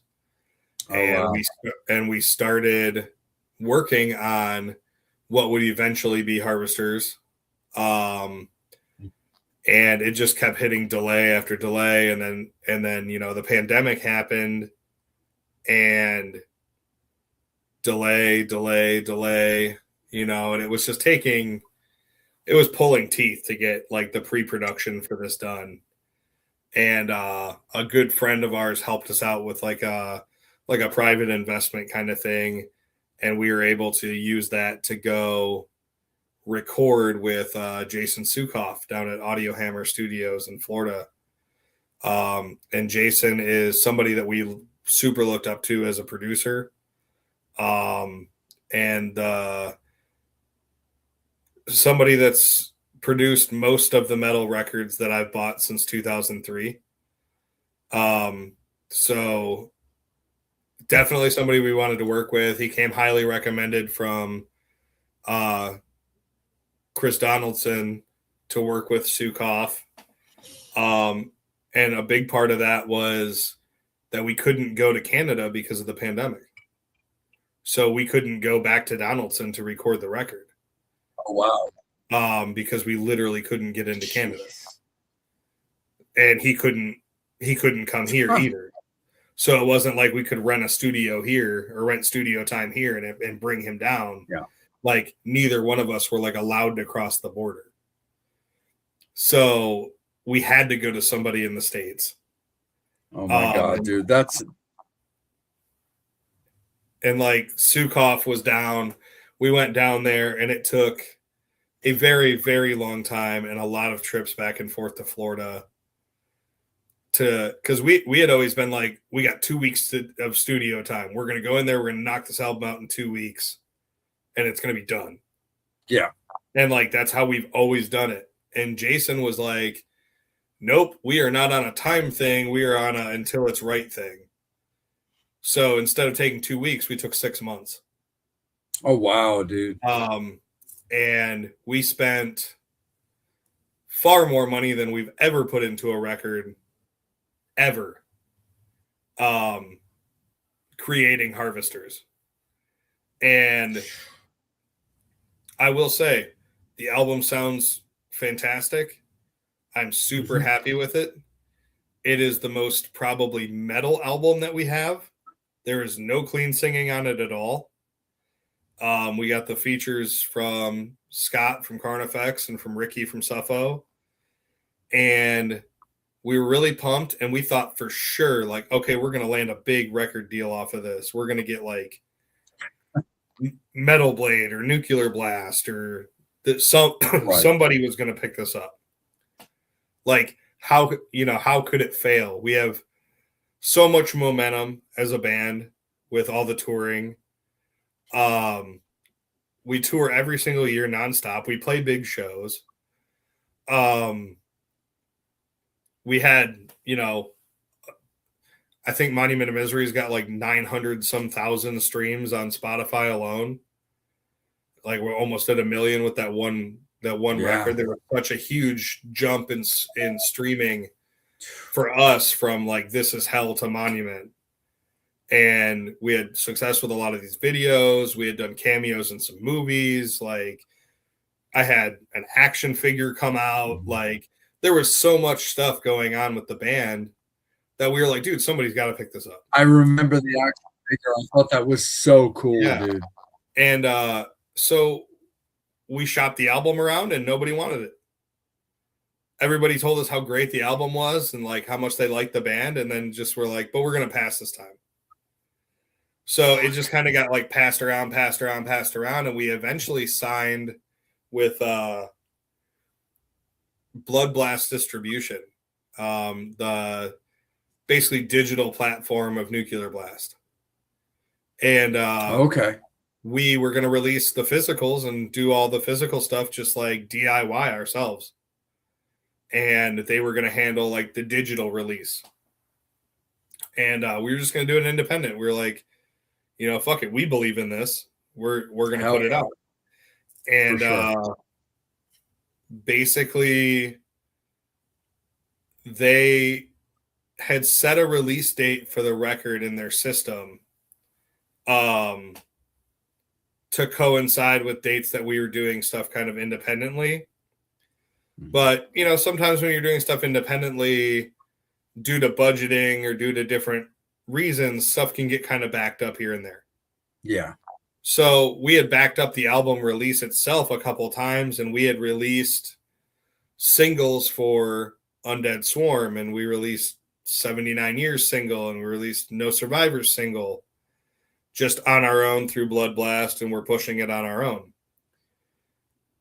Well, we were getting ready to do the first No Survivors tour in early 2023 with Casket, Robbery, and Ignominious. And I woke up the day that tour was supposed to start to an unreal amount of messages. Which, oh my God, anytime you wake up and just see like you have 180 messages, you just can't help but think something is drastically wrong. Totally. Like that's my first thought. I'm like, shit, what's happening? And it turned out that one of the times when we backed the album up, they didn't back up the release date in their system. So the album auto uploaded and leaked the entire album. Oh my God. On every streaming platform in the world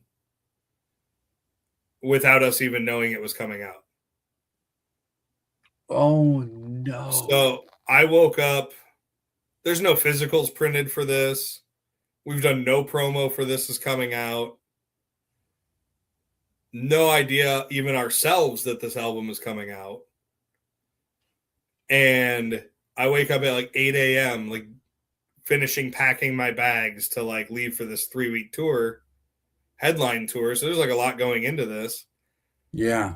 To your album came out at midnight. And I'm just like baffled, so I'm calling Blood Blast over and over and over, like 8 o'clock in the fucking morning. Like, what the fuck is happening? What are you guys doing? Why is our album out? And they ended up getting it like taken back down, but it took like, it wasn't down until like 4 p.m. Wow. Like, and by that point, some people had bought it from like iTunes and stuff already. Yeah. And like, it has now been released on the streaming platforms. You know what I mean? Like, so that music is like, has been released now. So like, we ended up leaving Blood Blast because of that. Sure. And we ended up signing with Cleopatra Records. Absolutely. And Cleopatra was like, we need to pull all the singles down, all the videos down, and we need to re-release everything.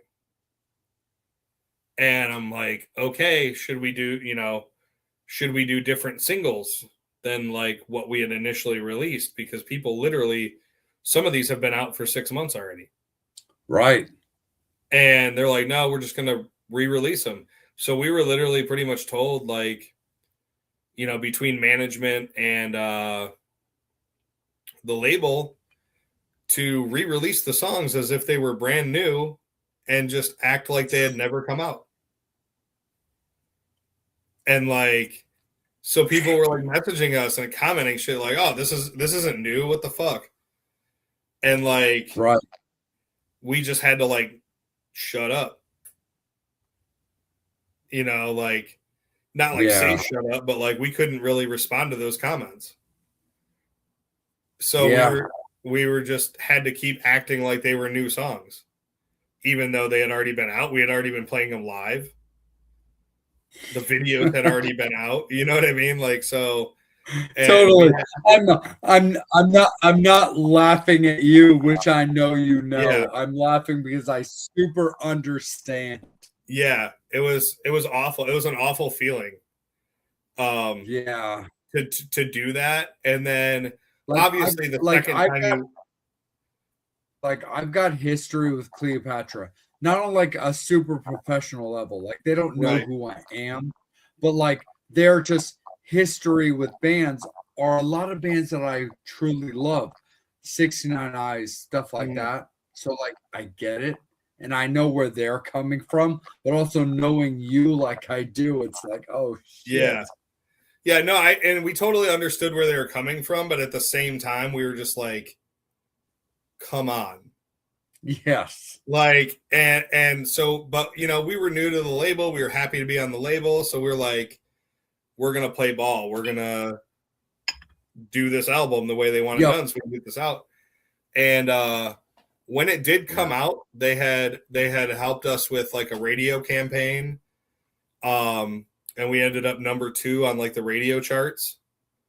I think the only thing that was like beating us was like Judas Priest, which I'm not even mad about. I wasn't even helping, you know, I was listening to the new Judas Priest, you know, so totally.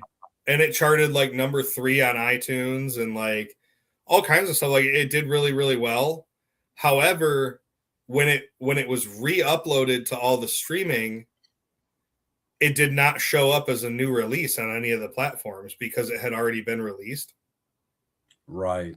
So like when you release an album and it gets all this traction because it's on the new release Spotify playlist, it's on the new releases for everybody that follows you and they all get a notification. It's brand new on YouTube, just released. It's on iTunes, just released. And it's on the new release on everything. It was on nothing because it had already been put out once. Yeah. So it was just totally fucking like, as far as like the streaming, like the organic push on streaming, it was just dead. Like upon release, it was just like dead in the water. Oh my God. So we sold a ton of copies. No. On shelf. I definitely get it. In stores. We sold enough to like chart on iTunes and stuff. We did really well on the radio with radio picking it up. and we sold a lot of physical copies and vinyls and stuff like that. But I don't think that because of the accidental release and having to re-release everything and having to like do the things the way we did them, I think it kind of like super hindered Harvesters, like as an album like coming out, because it was very confusing. It was very like seemed like we were hiding stuff, you know, and not being like truthful to our fans, which, you know, we never lied and said like, no, dude, this is brand new, you're crazy. Like there was nothing like that, but it was, you know, it was, we had to do what the label was telling us to do to get these songs out, and what management was telling us to do. You know, these were people we put on our team because we trusted their opinion. And you know, and I don't have anything like bad to say about it. I don't really have a better way that could have gone given the circumstances. It was just, it really sucked on our end to put so much into that record to have the release be so fumbled. I know. And that's insane, dude. Yeah. So I feel like that kind of tarnished our album a little bit, at least in our eyes. Not that the songs aren't good, not that we don't enjoy playing them, not that Sukoff didn't do a great fucking album for us. Yeah. But I think that's why that album did not do even better than Monument. Sure. So now we have kind of went through another, I would say, evolution as a band, where it's not the same lineup anymore. It was a 6-piece lineup for a lot of years, and it was the same people for a lot of years. It was, you know, and it just had gotten to the time in 2022 that, myself included, you know, everyone in the band kind of had to go do their own shit.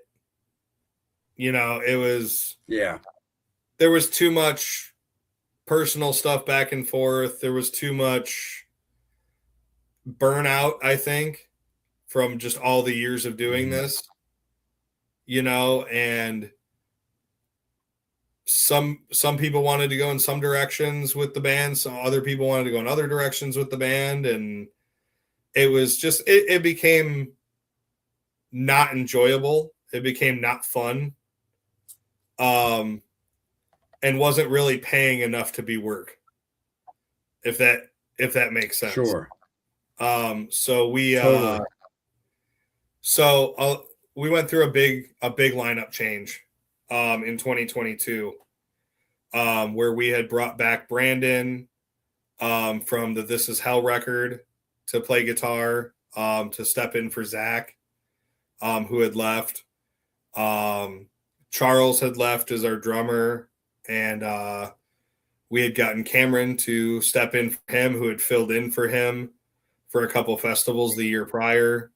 He was a friend of ours from Ohio. Katie had left, you know, after being in the band for almost 10 years. And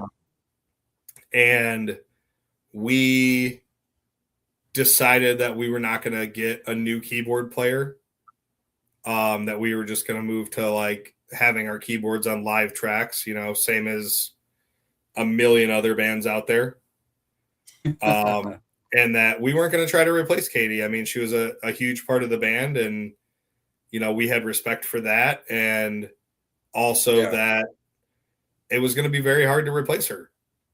And we just didn't feel like that's what we needed to do. So we had moved to doing tracks for the keyboards, and we continued as a 5-piece for about 2 years.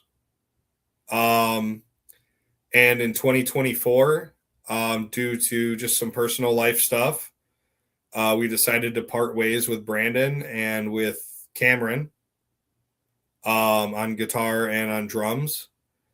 And our friend Isaac jumped in on drums. He's actually from Canada. We met him when he was doing drums for the band Becomes Astral. They opened for us on our first ever Canadian tour. And we're good friends of ours. So he stepped in. And then Dan Patton from The Breathing Process. And he also played bass for Worm Shepherd at one point. Yep. Was also a very good friend of ours. And when Ron decided to leave on bass at the end of 2023, which he gave us 6 months notice, we still talk to Ron. We still see Ron. He's come out to shows and stuff like that. We did not part with Ron on bad terms. He just wanted to pursue some other stuff in life. I know he's doing a lot of crew work for a lot of bands now, and he's doing really well. But this wasn't what he wanted to continue doing. And Sure. So he actually handpicked Dan to replace him himself. Oh, and wow. Dan actually came out on tour with us as a driver, as a bus driver for a couple tours before taking over the bass duties for Ron. And so we had the 4-piece going, and we actually initially when we parted ways with Brandon, we were going to find a second guitar player, and we had made a post that was hey, we didn't specify the band or anything like that, but we were hey, we're looking for a touring guitarist. Here's what we need. Shoot me a message if you're interested in the job, and we can get on a call and we can talk. Yeah. Within 24 hours, I think we had 33 people that had hit us up. And I got on the phone with every single one of them and talked to them and asked the set of questions we had come up with and just kind of gauged, is this guy worth continuing to talk to, or is this a no-go? After 33 phone calls, there was 3 people we were interested in. And oh, wow. Out of those 3 people, we sent them all tabs. We sent them all the music, and we're learn these songs, send us videos back of you playing them. And we'll call you, basically. Out of those 3 people that got tabs and everything, one dude actually did the videos, and he sent them back, and he was playing the shit wrong, even though he had tabs.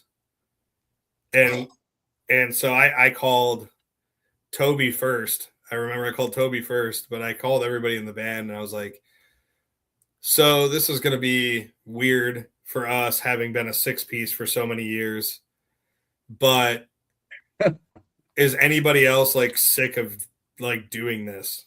Sick of looking for band members, sick of having more people just to have more people kind of thing. And then everybody's I don't really get what you mean. And I was well, we're already running tracks for keyboards. Can we just run a rhythm guitar track and, just rock a 4-piece? Yeah. And it was kind of one of those, if we rock a 4-piece, there's more room in the bus. We can bring more crew. We'll have less gear. We can bring more props and shit and make the show better. We can pay everybody more because there's one less person. You know what I mean? And yeah, there wasn't somebody in mind that we were super stoked about coming to play guitar for us. So we decided to give it a shot. We're yep. And Toby spent 30 fucking hours recording live guitar tracks for the rhythm guitar for live. And we went and we did a tour like that. And it was it was fun again. You know what I mean? Everybody in the band was having fun, and the show was better, and it's, it was, the sound was tighter, and everybody had a little bit more money and we were doing better overall. And it was like, you know what? This feels right. Yeah. This feels like we're what we need to be doing. For sure. And I think Toby was happy that he got to have a little bit more spotlight than he ever did with 2 guitar players. He's a great guitar player. He deserves it. And, Dan's a fantastic bass player that I think people should actually be able to see. And it kind of opened the door for everybody in the band to have their own identity and their own like character and their own personality in the band. And it was just kind of refreshing. Definitely. So, and we went out and we did a lot of, we toured with Isham, who's a rapper. We did a bunch of stuff with ICP. We did dates with Shaggy 2 Dope. We did dates with King 810. We did 3 tours with Green Jello. We did all the weird things we wanted to do tour-wise. And what that kind of did was going back in and starting to write as this new lineup was us kind of wanting to get back to our roots of more groove based, almost a more nu metal-y kind of sound, to bring back some of the really big clean choruses that we love to do and that our fans would sing along with and still like to hear us play. And to kind of just get some features from some people that aren't necessarily metal and do some new stuff with the music and just kind of have like fun with it. Because it kind of feels like the industry pressure of like, you guys need to sound like this, you guys need to be like this, as well as like the pressure of like trying to keep it our sound that people would expect out of these people. It just kind of feels like all that pressure has been lifted. Yeah. And that it doesn't necessarily matter if we fit the industry model because the industry doesn't like us anyway. And that it doesn't have to sound like this 6-piece version of the band because it's not.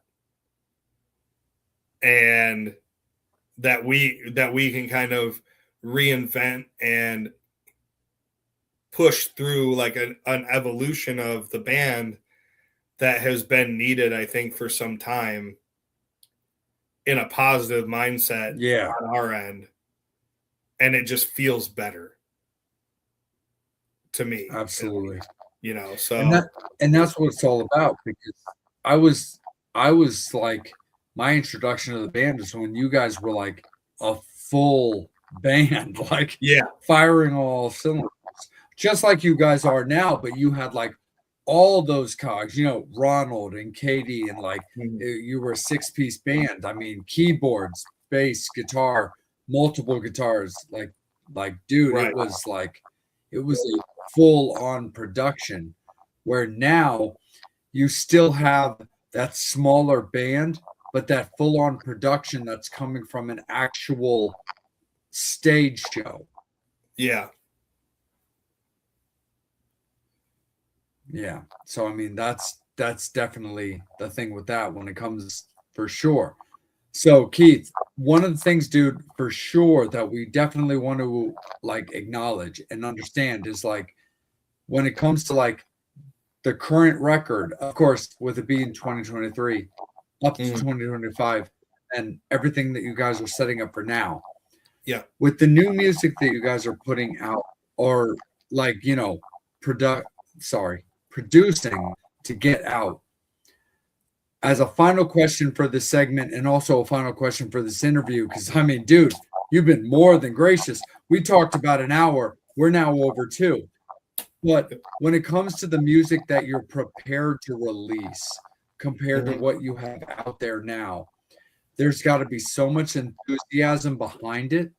But also, what can you say about the trajectory with the current lineup that keeps you excited?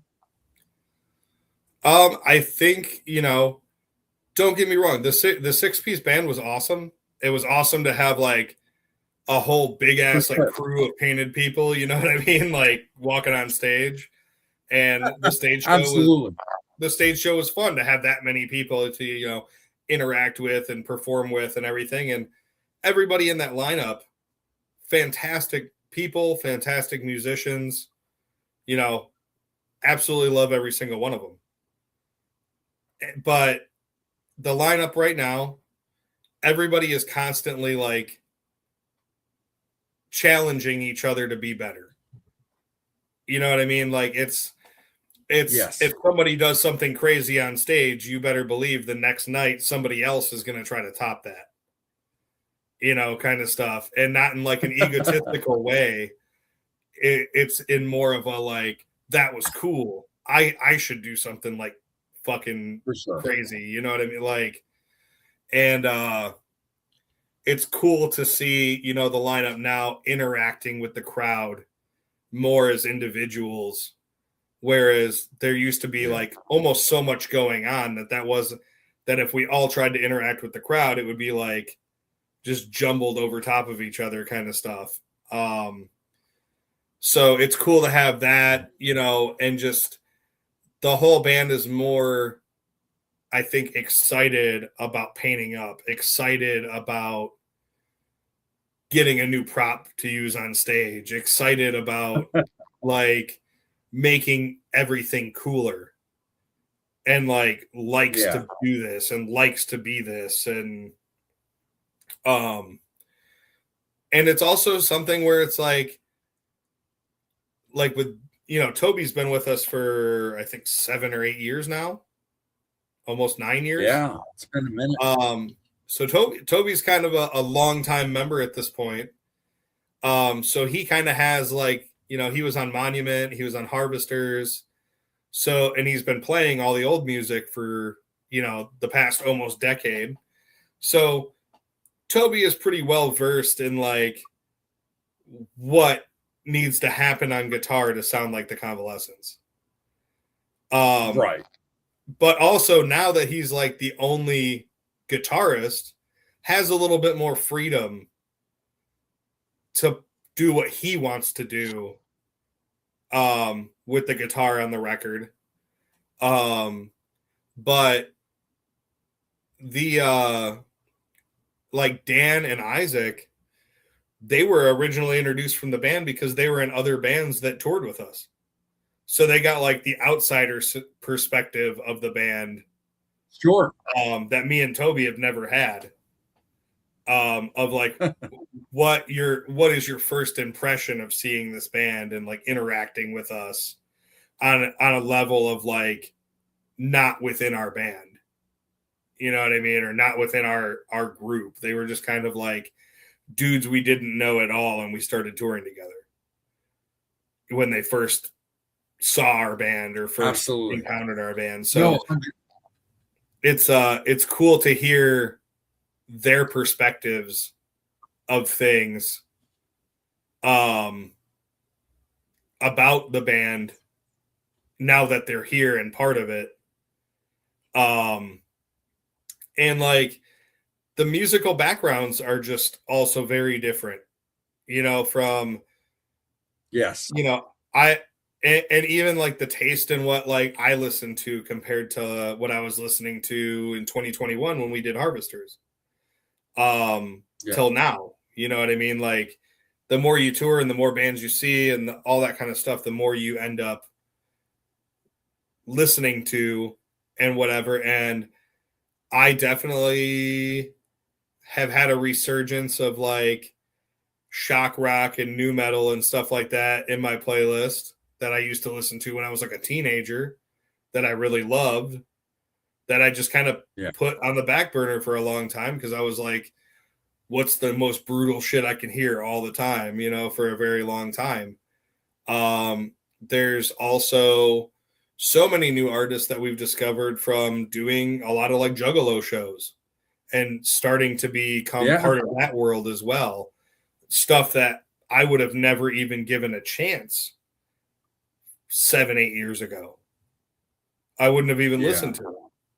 But now it's like driving around in my car jamming the new ICP album. You know what I mean? It's like, and it kicks ass, and that kind of stuff. And and like touring with somebody like Isham, who is like, the godfather of the Wicked shit, the fucking all that music, the whole like Juggalo music, him being one of the like forefathers of that, and getting to hang out with him every day, watch him perform with a full band, and like talk to him and stuff on an artist to artist level.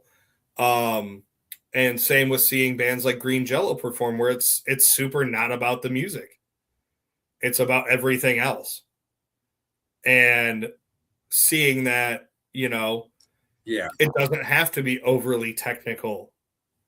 It doesn't have to be music for musicians. It just has to be tunes that jam. Yeah.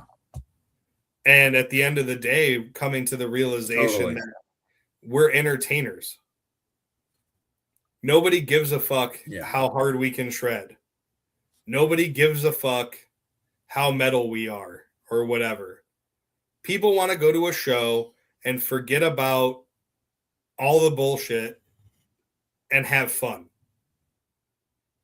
And we have really geared the music that we're writing, the stage show that we're putting on, and how we present ourselves on stage and stuff in the idea of we're here to entertain everybody, and we're here to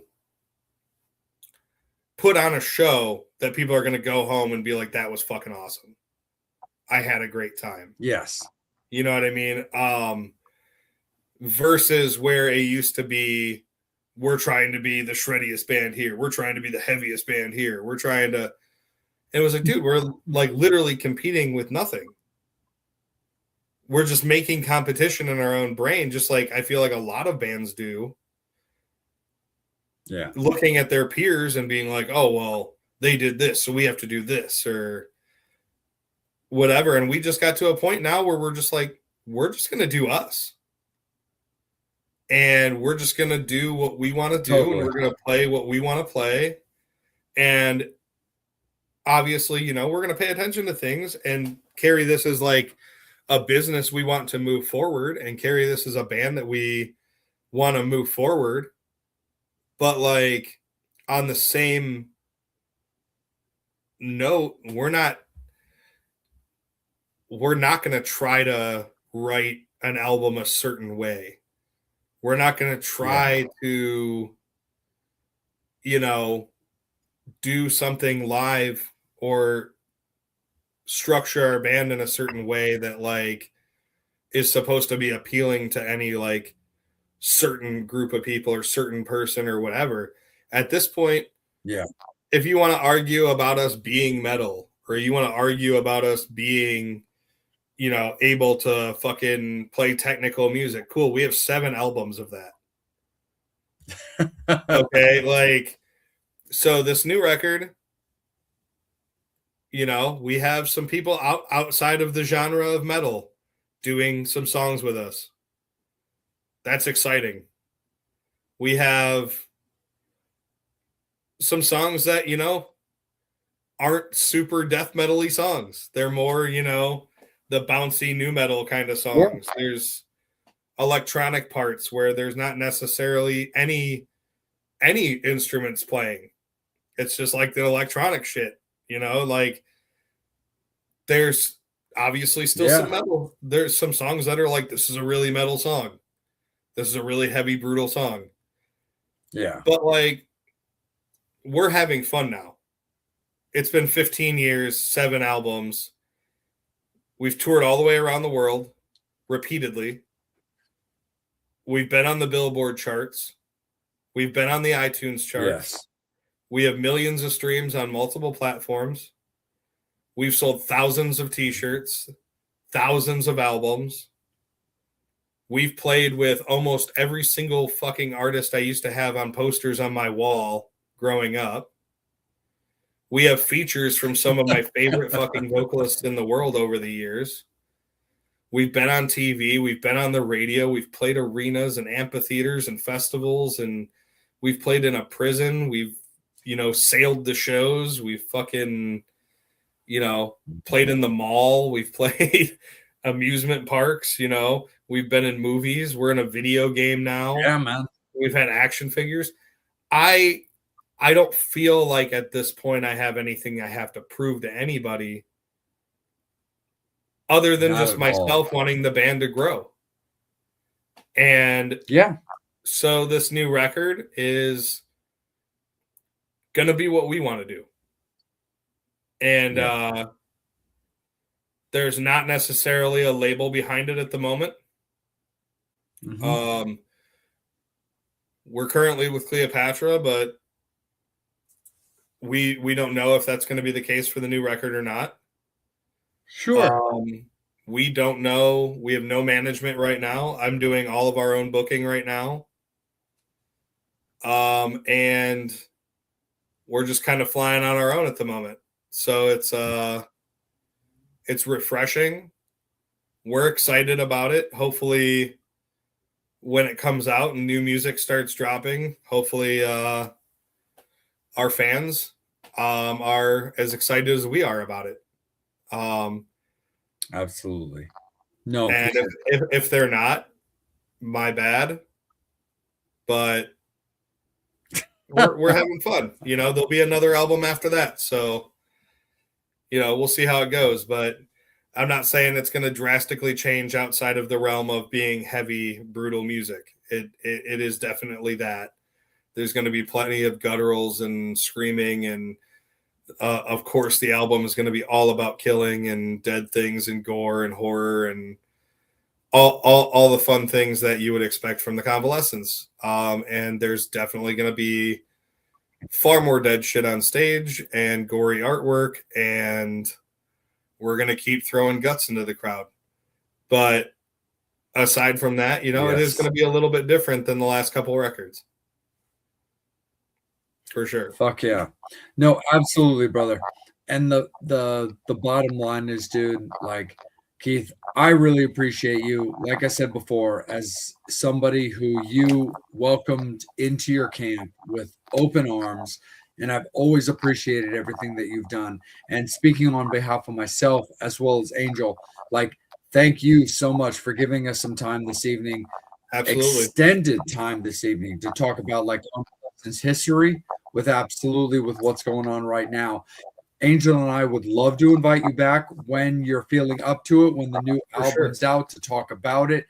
Anything that Angel and I can do to help, the continued growth, the continued success of the Convalescence, we would really love to be in consideration for anything that we can do to assist you, brother. Awesome, man. I appreciate it. It's been a blast being on the show. It was fun talking to you guys. Awesome. And maybe once we have some new music ready or some more tours announced. I know for next year we just have the one show in Vegas announced right now. For sure, that is going to change very, very soon in a big way. There's a lot of dates coming. We are booked a lot all the way through March of 27. So nice. There is plenty of touring coming. There is new music coming. There will be new videos, and there will be a new stage show coming that we're excited about. So I'm sure I'll be back. Absolutely. I would love to come back and talk to you guys. Maybe we can get more of the band members on. Absolutely. On next time. And with them being spread out all over the place, it's a little hard to get everybody in one spot generally. But yeah, maybe we can schedule it when we're all together sometime soon. Get multiple of us on here.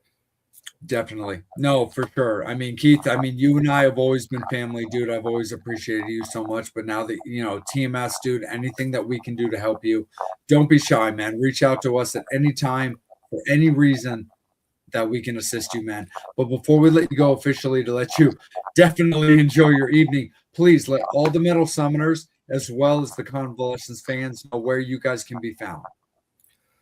The best place is tconband.com, tconband.com.